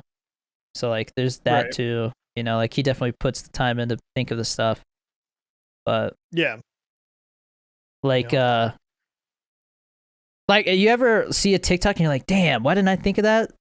Like every time I see one of his, I'm like, dude, that's genius. Like, how did nobody else think of that? You know, just the way. I've had so many ideas where I'm just like, and then I'll see it like a week or two later on TikTok like, or something. Damn it! Yeah, I mean, So, I would say anybody who wants to grow on TikTok, like what I did in the beginning was like I took trends and put my own spin on them. But then once you're, I mean, this is gonna sound like kind of cocky or arrogant, but like once your videos of like taking a trend and like doing your own spin on it, once those start to get more views than the actual like trend that you like took inspiration or copied, whatever you want to say, like once that happens, it's something about it feels weird. It's like people are like, you know, oh, you just, you know, like come up with your own ideas and stuff like that. I'm like, but if you make it different enough, it's fine. But in the beginning, if you're trying to start a TikTok, I think the key is definitely incorporate as many trends as you can with your own spin and your own niche and stuff like that. Which is it's a lot of work, but it's kind of like a hack though, because it's like TikTok favors that type of video right now. It is a trending type of video. People think it's funny. They want to be impressed or surprised by it. So I saw somebody put this thing on Twitter. It was like big content creator makes trend, small content creator uses trend to make their own content. Big content creator gets tired of the trend, old or small content creator becomes big content creator. Like they take over that trend. So that's an interesting way to look at it. Yeah. Like the cycle of a trend. Like how it makes content creators big. Like I'm sure there's tons of trends out there that have made like a content creator like explode that wasn't even their trend, you know, for sure. Oh yeah, 100%. 100%, yeah. Well, it's complex. It is. But I'm sorry, we've been aspect of recycled content, but yeah, like I said, you definitely have to put your own spin to it. Everything's been done. Dude. And I also like the idea of like when you get to a certain size, like you can be the trendsetter, you know? Yeah. But yeah, I don't know. Coming up with that idea that nobody else has is very hard to do. Mm-hmm. Especially when it seems like everything's been done already. Yeah, and I think everything I've done has in some way or another been inspired by an idea that I saw, you know, in one shape or another. So right. I don't a lot of people do that too. Oh yeah. Well, I didn't realize we'd gone for almost 3 hours. So yeah, it's been a long my time. bad. It's all good. Well, we haven't talked in a week, so it was podcast. For sure. Some deep stuff. Hell yeah. But yeah, it's like 4:30. I think I'm gonna try and stream Apex at like 6:30, 6 o'clock. So in like an hour and a half, maybe. If you guys are down. Yeah. Yeah. I haven't played in a while, so that'd be sick. Yeah. I guess I'm gonna go film a TikTok and then edit these Venom TikToks that I have to submit to G Fuel to do. So big stuff. Yeah, I'm gonna finish the I'll give you Black Ooze review. So I did the review. I think they're gonna like it if I execute it right again. I did the review of each like tub and each can. But at the end of the review, it's like Venom talking to me, like he's like, "I want to eat the child," and I'm like, "You can't eat my son," you know, or like something like that, you know. So I think that'll be funny. They're like short, so I gotta like go figure out how to like change my voice into what sounds like Venom. That voice mod app has like all kinds of different stuff, and you can tweak the voice if you need to. Yeah, I gotta do that. I gotta go watch some Venom videos to get the voice right. Yeah. Or you could just Google search and see if anything comes up for like a voice mod or something like that for Venom. Yeah. All right. Well, until next week. All right.